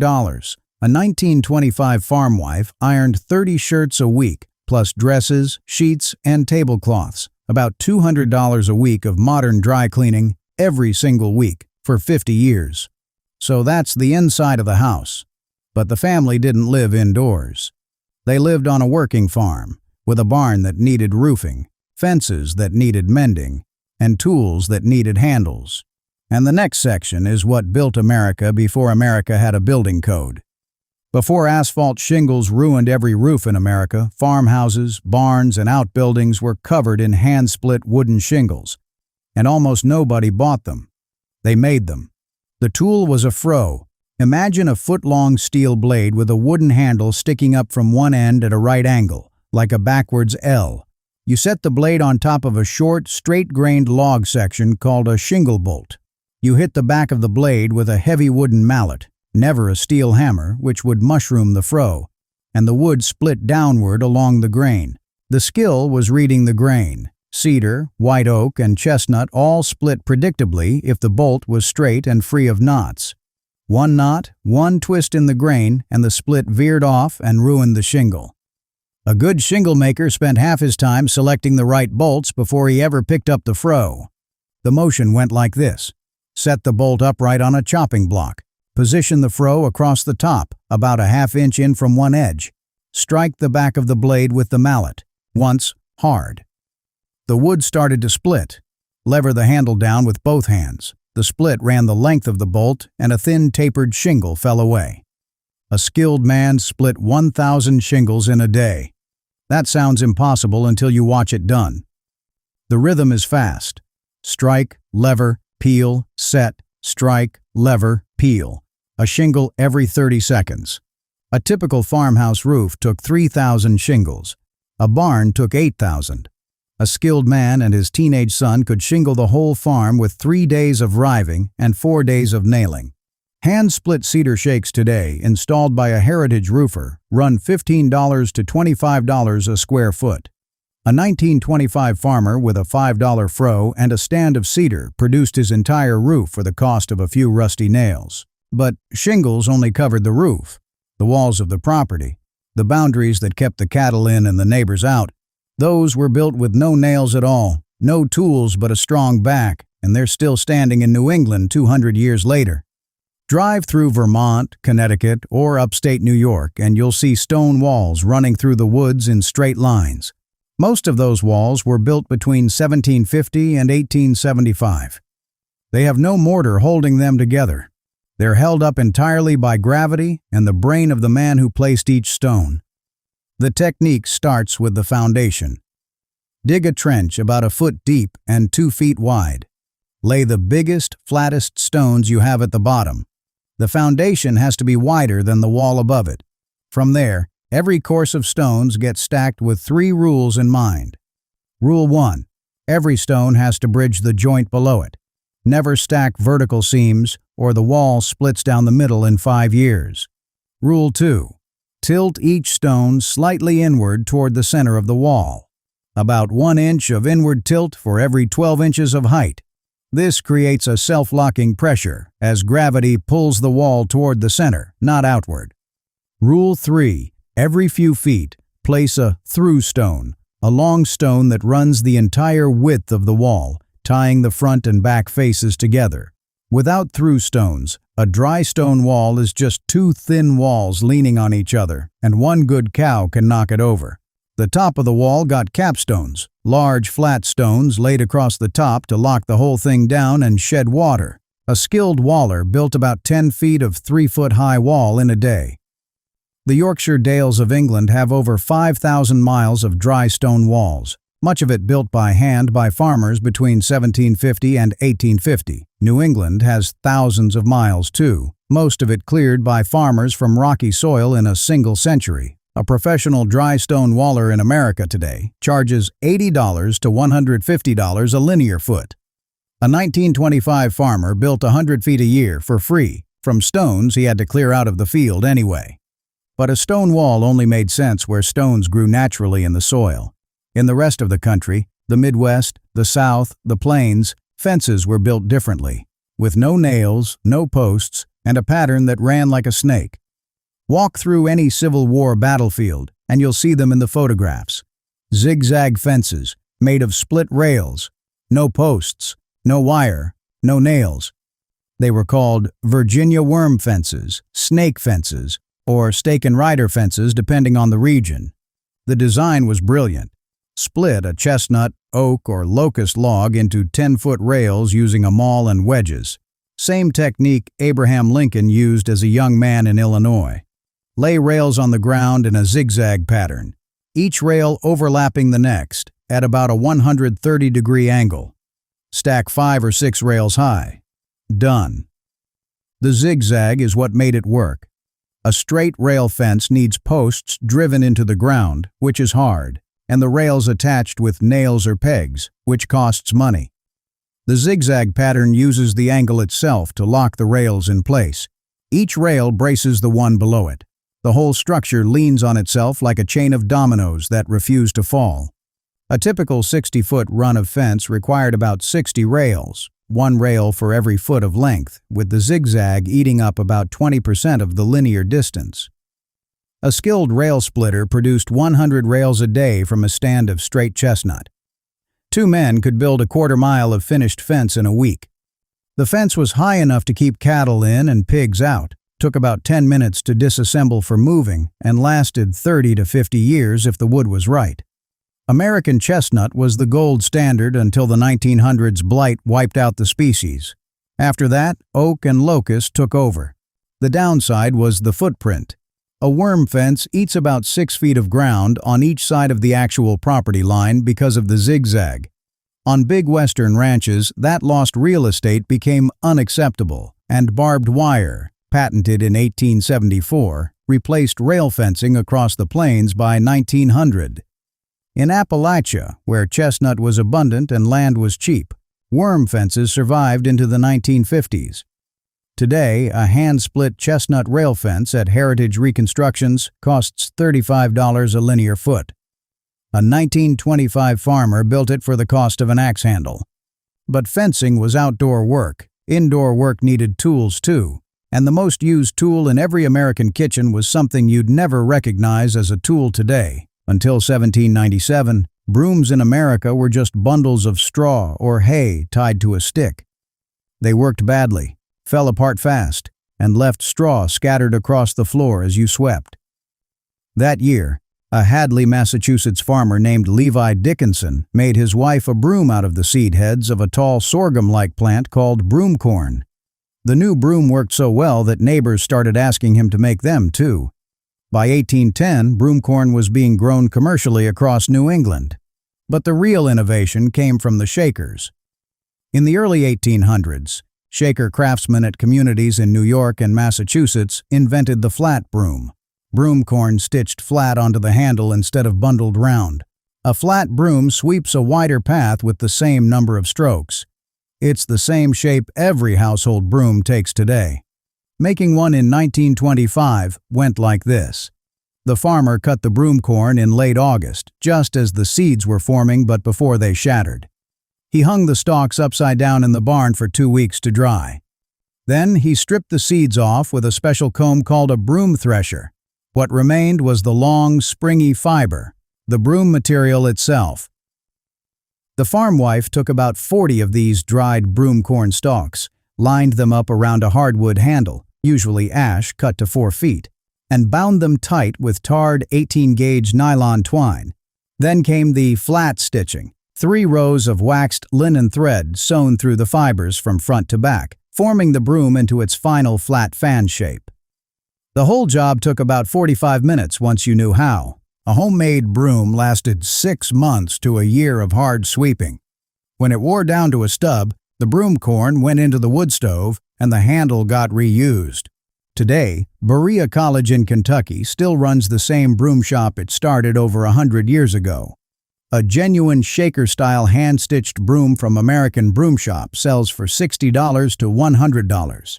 A 1925 farm family produced 4 or 5 a year for free from broomcorn growing in a single garden row. But sweeping was a daily chore.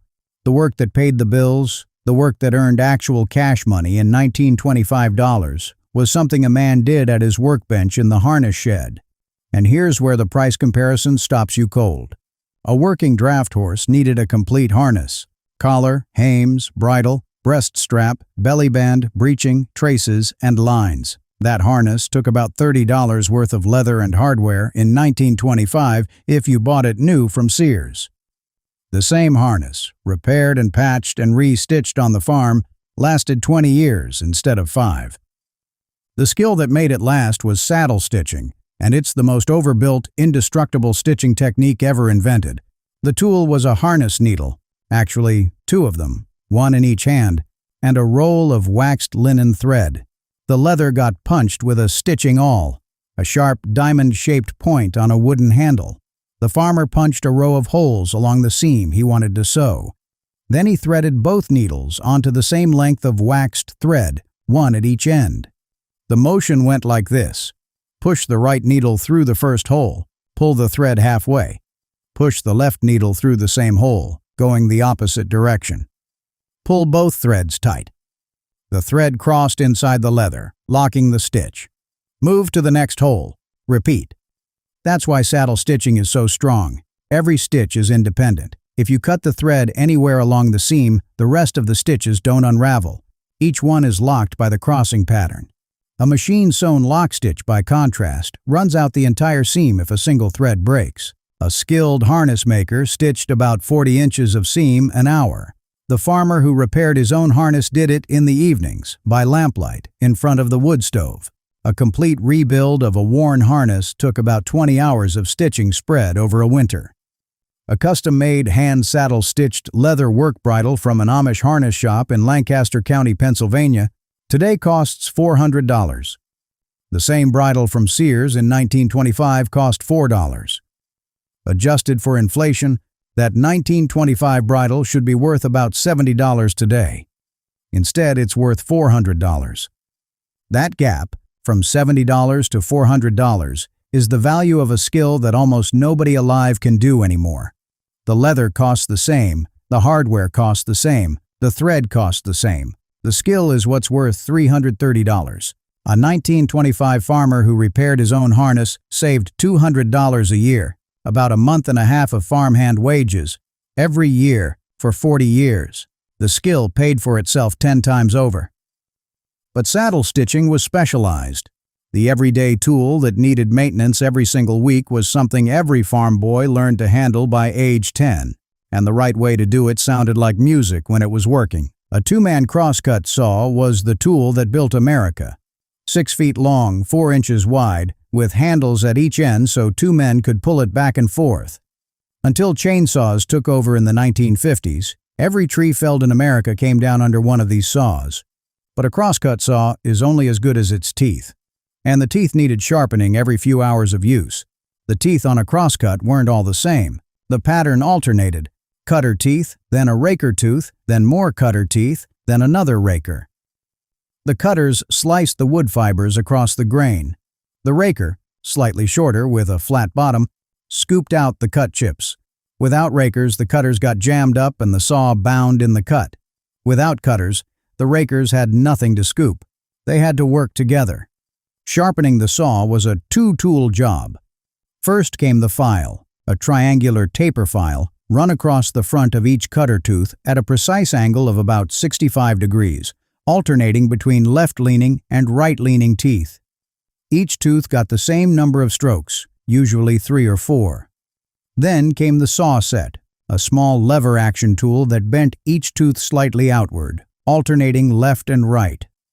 The bending created the kerf, the slot in the wood, and gave the saw room to clear chips. The skill was consistency. Every tooth had to be the same height, the same angle, and the same set. Vary by 1/100th of an inch, and the saw cut crooked. Vary by more, and the saw jumped out of the cut entirely. You could tell a properly sharpened saw by the sound. A dull saw rasped. A poorly set saw chattered. A perfectly sharp, perfectly set crosscut saw sang. A long, ringing, high-pitched note that you could hear from a quarter-mile away. Lumberjacks called it the singing saw, and an old-timer could identify another man's saw by ear from across the woods. A skilled filer kept his saws singing all winter. Every Sunday afternoon, after church, he'd sit in the woodshed and file his saw. Took him about 90 minutes per 6-foot blade. Today, almost nobody alive can properly file a crosscut saw. The few who can, usually older Forest Service trail crews working in wilderness areas where chainsaws are forbidden, charge $150 to file and set a single saw. A 1925 farmer did it himself every week for free. But the farm wasn't only about cutting wood and stitching leather. There was a whole other side. The green side, the growing side. The orchard, the garden, and the textiles that came off the back of a sheep. And the next section is where the future of food security might actually live. Walk through any old farmhouse property in the Northeast and you'll find them. Apple trees, gnarled, 80 years old, still bearing fruit. But the apples on them aren't the variety the tree started as. They've been changed. That's grafting. And in 1925, every farmer with an orchard knew how to do it. Cleft grafting is the most common method, and it works like this. In late March or early April, before the buds broke dormancy, the farmer cut scion wood, pencil-thick branches from a tree whose apples he wanted. Maybe a neighbor's Wixon crab. Maybe a Hoople's antique gold his grandfather had brought from Ohio. He stored the scions in damp sawdust in the cellar until grafting day. When the rootstock tree's sap started rising, he chose a healthy branch about 1.5 inches thick. He sawed it off cleanly, leaving a stub. Then, with a heavy knife, he split the stub right down the middle, about 2 inches deep. He held the split open with a wooden wedge. Now, the precision part. He whittled each scion into a long tapered wedge, 4 inches long, with 2 healthy buds. The whittling had to expose the cambium layer, the thin green tissue just under the bark where new growth happens. He slid 2 scions into the split, one on each side, lining up the cambium of the scion with the cambium of the rootstock. The wedge came out. The split closed on the scions like a vise, sealed with melted grafting wax to keep moisture out. That union healed in 6 weeks. Within 2 years, the scion was a full branch. Within 5 years, that grafted branch was producing apples, a different variety than the tree it grew from. A skilled farmer could top-work a whole old apple tree, switching it from cider apples to Honeycrisp in a single afternoon. The tree's mature root system gave the new variety a head start of 15 years. This is how the 7,500 American apple varieties survived as long as they did. Most of them are gone now. Corporations consolidated the market down to a dozen commercial varieties. But the Seed Savers Exchange in Iowa and small heirloom orchards in Maine, Vermont, and Virginia are still grafting 1,000-year-old varieties onto modern rootstock to keep them alive. A grafted heirloom apple tree at a specialty nursery costs $60 today. A 1925 farmer with a sharp knife and some grafting wax made his own, free, every spring. But grafting only saved the trees. Saving the seeds was a different skill, and it was the one that kept the entire vegetable garden alive from one generation to the next. In 1925, a farm wife planning her vegetable garden didn't drive to a garden center. She walked to a shelf in the cellar, pulled down 20 small paper envelopes, and read the labels in her own handwriting. Brandywine tomato, 1924, North Row. Kentucky Wonderpole beans, 1923, fence trellis. Hidatsa shield figure beans, 1922, traded with the Olson family. Every seed she planted came from her own previous year's garden, or from a trade with a neighbor. Buying seeds in packets was something city people did. Real farmers saved their own. The technique was specific to each plant. Tomatoes required fermentation. Scoop the seeds from a fully ripe fruit into a jar with a little water. Let it sit on the counter for 3 days until a moldy layer formed on top. Rinse the seeds clean and dry them on a screen. The fermentation killed seed-borne diseases and dissolved the gel coat that prevented germination. Without fermentation, tomato seeds stayed dormant. Beans were easier. Let the pods dry on the vine until they rattled, shell them on a tarp in the kitchen, pick out any that were broken or weevily, and store in a mason jar with a piece of newspaper to absorb moisture. Peppers needed dry seeds, shaken from a fully red fruit. Lettuce had to bolt and produce flowers, a 3-month wait beyond eating season, and the seeds got harvested when the fluffy white seed heads dried on the stalk. Squash and corn were the hardest because they cross-pollinated. A farm wife growing 2 varieties of pumpkin had to either separate them by 100 yards or hand-pollinate by tying mesh bags over the female flowers and brushing pollen on with a paintbrush. Without isolation, this year's sugar pie pumpkin became next year's mongrel. A serious seed saver kept track of about 30 vegetable varieties. Each had its own envelope, its own date, its own notes, which row it had grown in, how it performed, whether the family liked the flavor. The seeds stored in a cool, dry cellar lasted 3 to 5 years for most vegetables, 10 years or more for beans and peas. A 1925 garden was a closed loop. Seeds in, vegetables out, new seeds in, forever. Today, a single packet of heirloom tomato seeds at Seed Savers Exchange costs $4. A 1925 farm wife's seed shelf was worth maybe $2,000 in modern terms, and represented genetic diversity that no commercial seed company alive today can match. But seeds had to wait for spring. And before the snow had even melted off the kitchen garden, a 1925 farm wife had a way to start fresh greens growing in February. The trick used the heat from something the farm produced in unlimited quantities, for free. Here's a skill that sounds primitive and turns out to be brilliant. In February, when the ground was still frozen and snow covered the garden, a 1925 farm wife was already eating fresh lettuce, spinach, and radishes. Not from the cellar. Those were limp and old by then. Fresh, growing, alive lettuce. In February, with no electricity, no heated greenhouse, no grow lights. The trick was a hot bed. The construction was straightforward. Dig a pit in the garden, 3 feet wide by 6 feet long, 2 feet deep. Fill the bottom 18 inches with fresh horse manure mixed with straw. Pack it down tight. The manure had to be fresh, between 7 and 28 days old, because that's the window when active decomposition was generating maximum heat. Top the manure with 6 inches of good topsoil. Place a hinged glass-paneled lid called a cold frame on top of the pit, angled toward the south to catch winter sun. Now, the chemistry. Bacteria in the manure decomposing the straw produced heat, measurable, usable heat.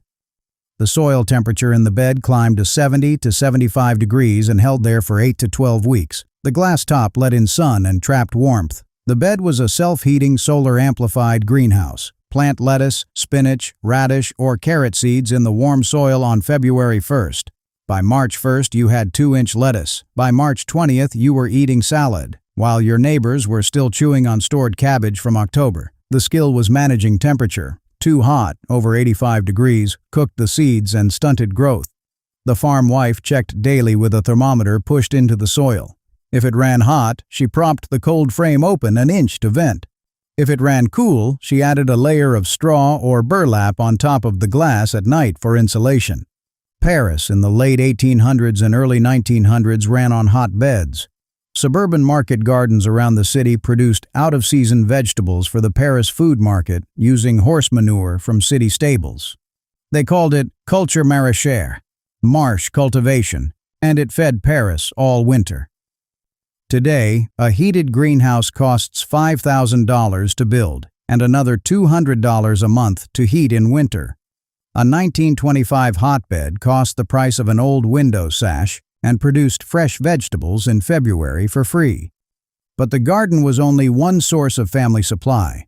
The other source had 4 legs and walked around the pasture growing a coat that, with the right tool, became clothing. The image is so iconic, it's almost a cliché. A woman in a long apron sitting at a spinning wheel, one foot on the treadle, drawing thread between her fingers as the wheel spins. By 1925, it was already nostalgia. But on plenty of farms, especially in Appalachia and the upper Midwest, the wheel was still a working tool. The process started months earlier with the spring shearing. The fleece came off the sheep in one piece, was washed in cold water with lye soap to remove the lanolin and dirt, and then dried in the sun for 2 days. Then came carding, the most tedious step. 2 paddle-shaped boards with hundreds of small wire teeth, called hand carders, dragged across each other with a small puff of wool between them. The teeth straightened the fibers, aligning them in the same direction. Each carded puff produced a fluffy roll about 6 inches long called a rowlog. A pound of raw wool produced about 4 ounces of carded rowlogs. 3 hours of work. Now, the wheel. The farm wife sat with her right foot on the treadle and a rowlog in her left hand. Her right hand was the drafting hand, the hand that controlled the thickness of the yarn. As the wheel spun, she fed the rowlog toward the wheel's spindle, twisting and stretching the fibers with her fingers. Too thick and the yarn was lumpy. Too thin and it broke. The treadle controlled the speed. Slow for fine yarn, fast for thick. Steady rhythm meant even yarn, the most prized quality. Inconsistent rhythm meant lumpy yarn that fought the loom or the knitting needles. A skilled spinner produced about 200 yards of fingering weight yarn, what you'd knit into socks, in a single evening. A pound of carded wool yielded about 1,800 yards of yarn. 3 pounds of wool made a sweater. The wheels themselves were precision instruments. The Saxony wheel, low and slanted, and the Great wheel, tall, used standing up, were the 2 American types. Most farmhouses had a Saxony, sometimes 200 years old, passed down from grandmother to daughter. Today, a hand-spun wool yarn at a fiber arts shop sells for $30 a skein. A 1925 farm wife produced enough yarn from her own sheep to clothe her entire family. Sweaters, socks, mittens, scarves, blankets, for the cost of a few hours each evening over the winter. But a homestead wasn't only wool. Cotton fabric had to come from somewhere too. And in 1925, almost every American farm wife got her cotton from the same surprising source. Here's a piece of American history almost nobody under 50 knows.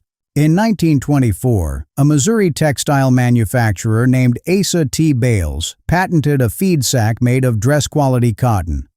The next year, the George P. Plant Milling Company in St. Louis launched a brand of flour called Gingham Girl, sold in red and white check fabric bags. The bags were specifically designed to be reused as clothing fabric. The idea caught on instantly. By 1930, every flour, sugar, salt, chicken feed, and seed company in America was packaging product in printed cotton sacks. Florals, plaids, polka dots, paisleys, hundreds of patterns. The fabric was good enough that a 1933 booklet from the Textile Bag Manufacturers Association, called Sewing with Cotton Bags, actually showed homemakers how to soak the printed brand labels off using lard or kerosene before cutting the fabric into garments. Here's how a feed sack dress got made. The farm wife went to the feed store with her husband. While he ordered 100 pounds of chicken mash, she walked to the back wall where the sacks hung and picked the print she liked. Most flour came in 100-pound and 50-pound sacks. A standard house dress took 2 matching 100-pound sacks. A child's dress took 1. Underwear, dish towels, curtains, and quilt backing all came from sacks, too. The challenge was matching. To make a dress with a continuous front and back panel, she needed 2 sacks with the same print. So, at the feed store, she'd push aside the top sack on the stack, looking through to find a second matching one underneath. Smart farm wives sent their husbands with a swatch of the desired pattern pinned to a card so the men wouldn't come home with the wrong sack. By the height of the Great Depression, feed sack dresses had become a national phenomenon. National 4-H sewing contests had categories for feed sack garments. Sears Roebuck sold patterns specifically designed for feed sack fabric. During World War II, the U.S. government standardized sack sizes, 150, 25, 10, and 2 pound, to ensure homemakers could plan their wardrobes. A typical farm girl in 1935 owned 5 dresses. 3 of them were probably made of feed sack cotton. The 4th was probably feed sack too, but bleached white for Sunday.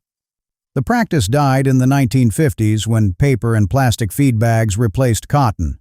A whole generation of American women who dressed entirely in flour sacks watched the fabric disappear from their lives in less than a decade. Today, a vintage 1930s feed sack at an antique mall sells for $15 to $40. A 1925 farm wife got dozens of them for free with the chicken feed, but not every garment was an everyday dress. Some pieces were treasures, made over months and years, stitched by groups of women working together in a tradition that defined social life on the American farm. In 1925, a winter quilting frolic, also called a quilting bee, was the social event of the season for farm women in a 5-mile radius. The setup happened the day before. The hostess assembled the quilt top from scraps of old clothing, feed sacks, and worn-out aprons over the previous summer and fall. She basted it together with the batting, carded wool or cotton, and a backing fabric. Then she stretched the whole sandwich onto a big 4-sided quilting frame, basically a wooden rectangle on sawhorses, pulled tight with C-clamps at the corners. The frame took up most of the parlor. 6 to 8 women arrived after morning chores. They sat around the frame, threaded their needles with cotton quilting thread, and started stitching. The pattern of the quilting itself, the design of stitches that held the 3 layers together, was discussed and voted on first. Common patterns: shell, fan, Baptist fan, feathered medallion, double wedding ring. The stitch was a rocking running stitch, made with a short, thin needle called a between. A skilled quilter took 8 to 12 stitches to the inch, meaning the needle dipped through all 3 layers 8 times in a single inch of fabric. Modern home sewing machines top out at 6 stitches per inch. The conversation was the point as much as the work. Births, deaths, courtships, scandals, recipes, advice on the rough year a neighbor was having. Everything got discussed around the frame. 12 hours of stitching on a single quilt knit together not just the fabric but the community. A standard double-bed quilt took 500 to 700 hours of hand stitching. A frolic of 8 women working a full day knocked out maybe 80 hours.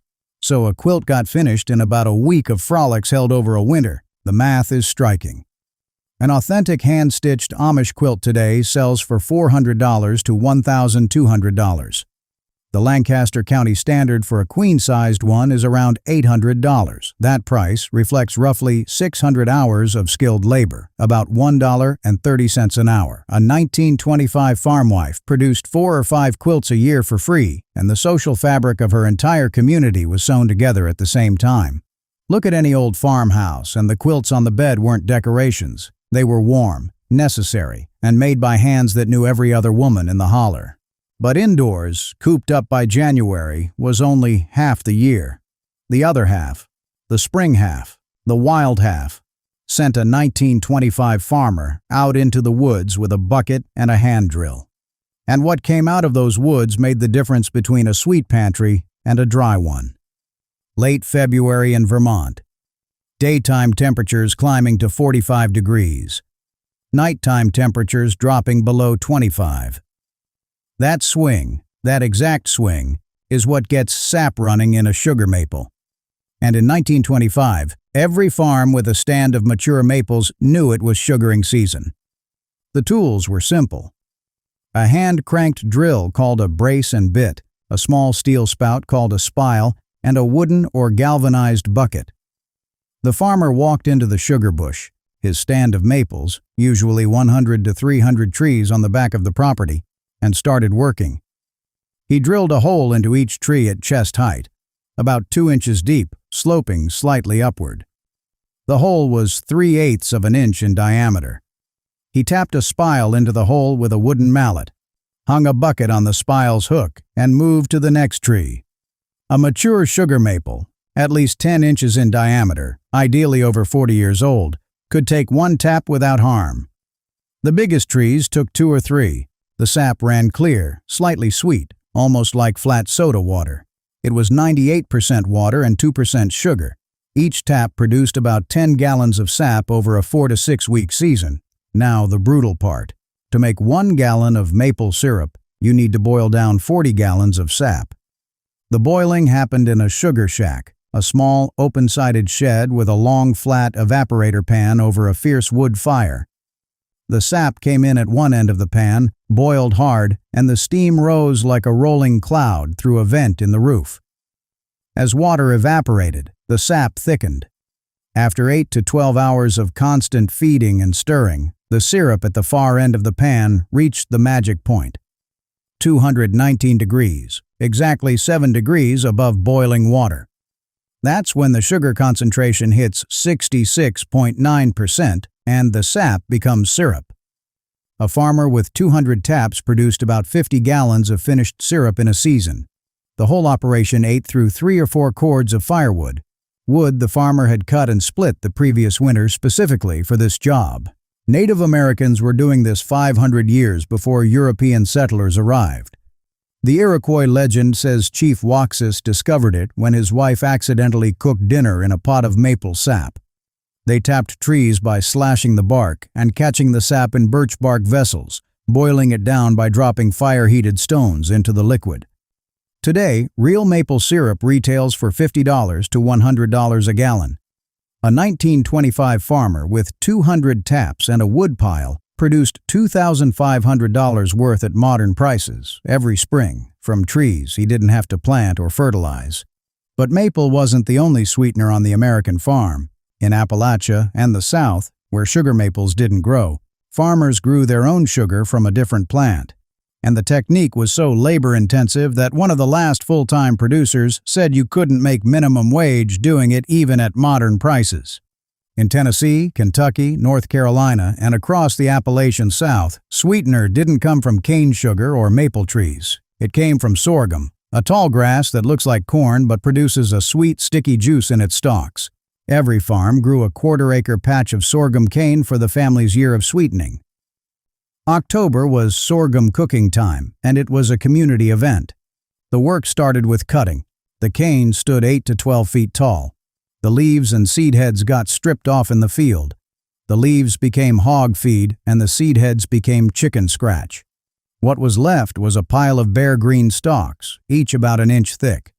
The stalks went through a sorghum mill, 3 vertical cast-iron rollers powered by a horse or mule walking in a circle around it. The animal walked, the rollers spun, and a man fed stalks between them. The juice squeezed out into a tub below. 20 gallons of juice per quarter acre of cane was a typical yield. Now came the boiling. The juice got strained twice, once through burlap, then through cotton sacks, to remove plant fibers and dirt. Then it went into a copper or stainless evaporator pan, 6 to 12 feet long, set over a long wood-fired firebox. The fire ran the entire length of the pan. The juice boiled hard for 5 to 6 hours, getting skimmed constantly. A green foam rose to the surface, full of impurities, and had to be scooped off with a long-handled paddle every 2 minutes. Failed to skim, and the molasses got bitter. The juice progressed from clear green to amber to copper to deep mahogany. Done right, 20 gallons of juice cooked down to about 2 gallons of finished molasses. A quarter-acre patch produced enough molasses to sweeten a family of 6 all year. The skill was knowing when to pull it. Too soon, and the molasses was thin and would ferment in the jar. Too late, and it crystallized into a hard candy block. The old-timer in charge of the pan watched the way the molasses dripped off the skimming paddle. When it ran in a thin sheet rather than separate drops, it was ready. A modern Appalachian sorghum producer told the Bitter Southerner magazine that even at $50 a quart, he couldn't make 5 cents an hour for the work involved. The labor is that intensive. A 1925 farm family did it for free, with a horse, a copper pan, and a long October weekend. A pint of authentic sorghum molasses from a Tennessee Amish producer today costs $15. A 1925 farm family produced 2 gallons, about 32 pints, or $480 worth, every fall. But sweetening was a luxury crop.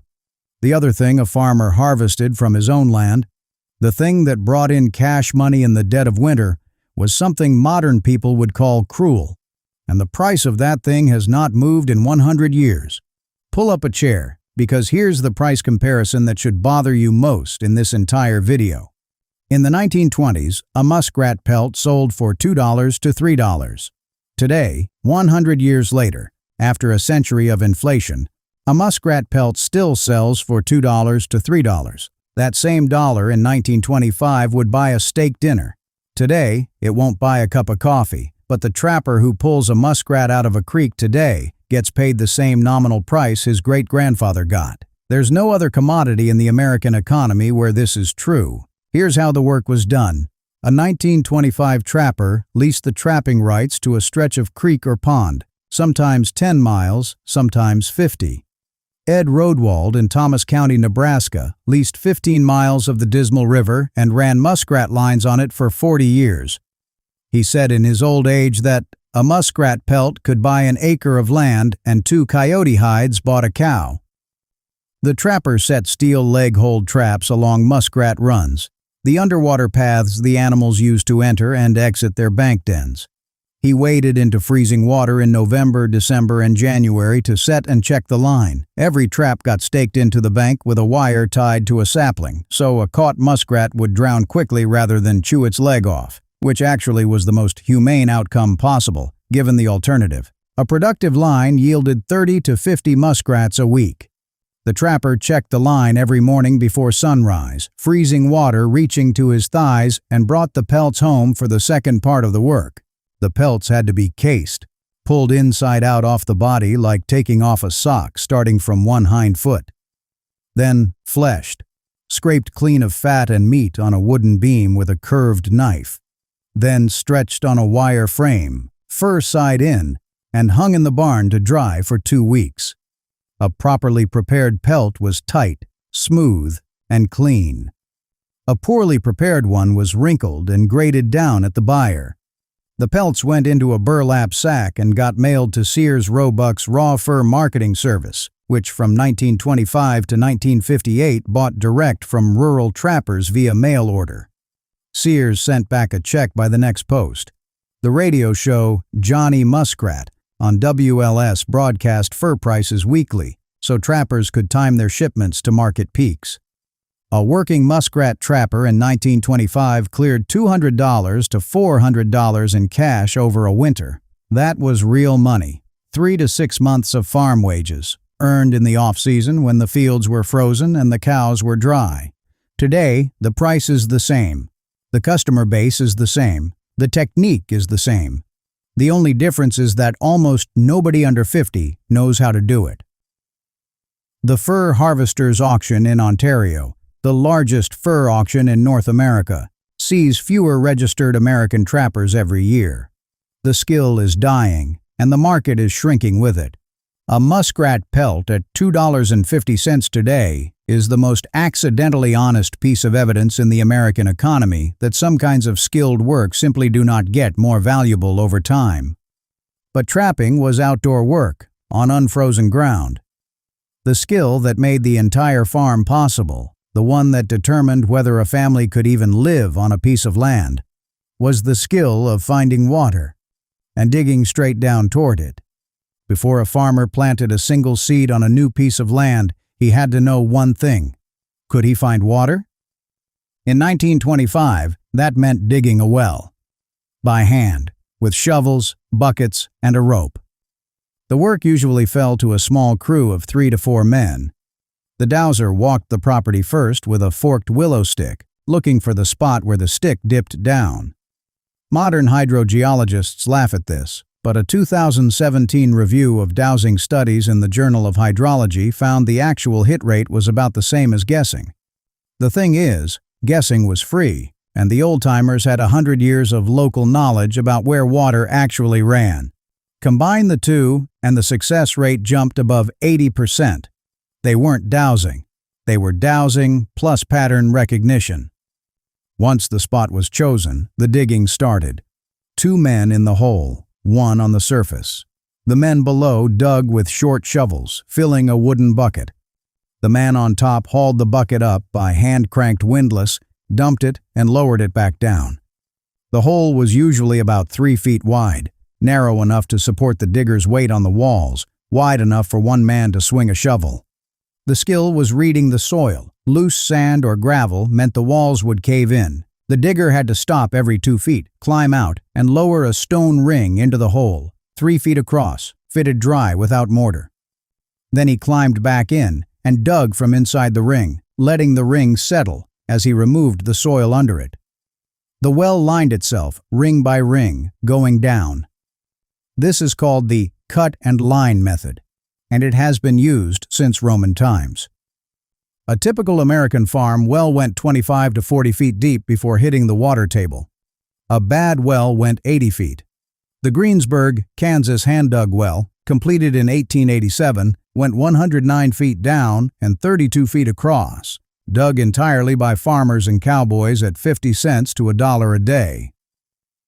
The deepest hand-dug well in human history is at Woodingdean, England, 1,285 feet deep, as tall as the Empire State Building. Dug between 1858 and 1862 by men working in shifts around the clock, lowered into the hole on a single rope. 3 workers died in the process. Hand digging was dangerous. Walls caved in. Carbon dioxide pooled at the bottom and asphyxiated diggers who climbed in without testing the air first. The test was a candle, lowered on a string. If the flame went out, the air was bad and a man going down would die in 2 minutes. Cave-ins, falls, and asphyxiation killed an estimated 50 American well diggers a year through the 1920s. Today, a modern drilled well costs $5,000 to $15,000 and goes in by truck-mounted rig in 2 days. The hand-dug well is essentially extinct in America. The Amish still dig a few each year in Pennsylvania, but for everyone else, it's gone. What's not gone is the wisdom. A good well in good ground will outlast the house, the barn, and the family. Some New England farms are still drinking from wells dug by hand in 1740, but finding water was only half the problem. Keeping food cold in summer was the other half. And the way 1925 Americans solved it involved cutting frozen lakes apart in January and storing the pieces underground until July. Until refrigerators became affordable in the 1930s, every farm with a pond or access to a river got its summer cold from a winter ice harvest. And the technique was beautifully simple, and like most of these skills, completely gone in a single human lifetime. The harvest happened in late January or early February, when ice on the pond reached at least 12 inches thick enough to support a horse, a wagon, and the cutting crew. 18 inches was even better. The first job was scraping. Snow on top of the ice insulated it and slowed further freezing. Crews drove horses pulling wide wooden scrapers across the pond's surface, shoving snow to the edges. The cleared ice was clear and blue-green and thick enough to walk on without making a sound. Next came the marking. A horse-drawn ice plow, basically a sled with 3 sharp steel runners spaced 22 inches apart, got pulled across the pond in long parallel lines, scoring the ice about 3 inches deep. Then perpendicular lines, also 22 inches apart. The whole pond looked like a giant checkerboard. The actual cutting was done by men with 5-foot ice saws, saws that looked like wood saws, but with bigger teeth. Each man stood at the edge of the cut and sawed straight down through the ice, following the plowed lines. After 1920, gas engine circular ice saws started replacing hand saws, but the work was the same: convert a flat sheet of ice into hundreds of free-floating cubes. Each cube was 22 inches by 22 inches by however thick the ice was. A 16-inch thick block weighed about 250 to 300 pounds. The blocks got floated through cut channels to a shoreside ramp, then hoisted by ice tongs onto a sled and hauled to the ice house. The ice house was a small windowless building, usually 16 feet square, with double walls insulated with sawdust. The blocks went in stacked tight, with 8 to 12 inches of sawdust packed between every layer and around every wall. Sawdust insulation kept blocks frozen until November.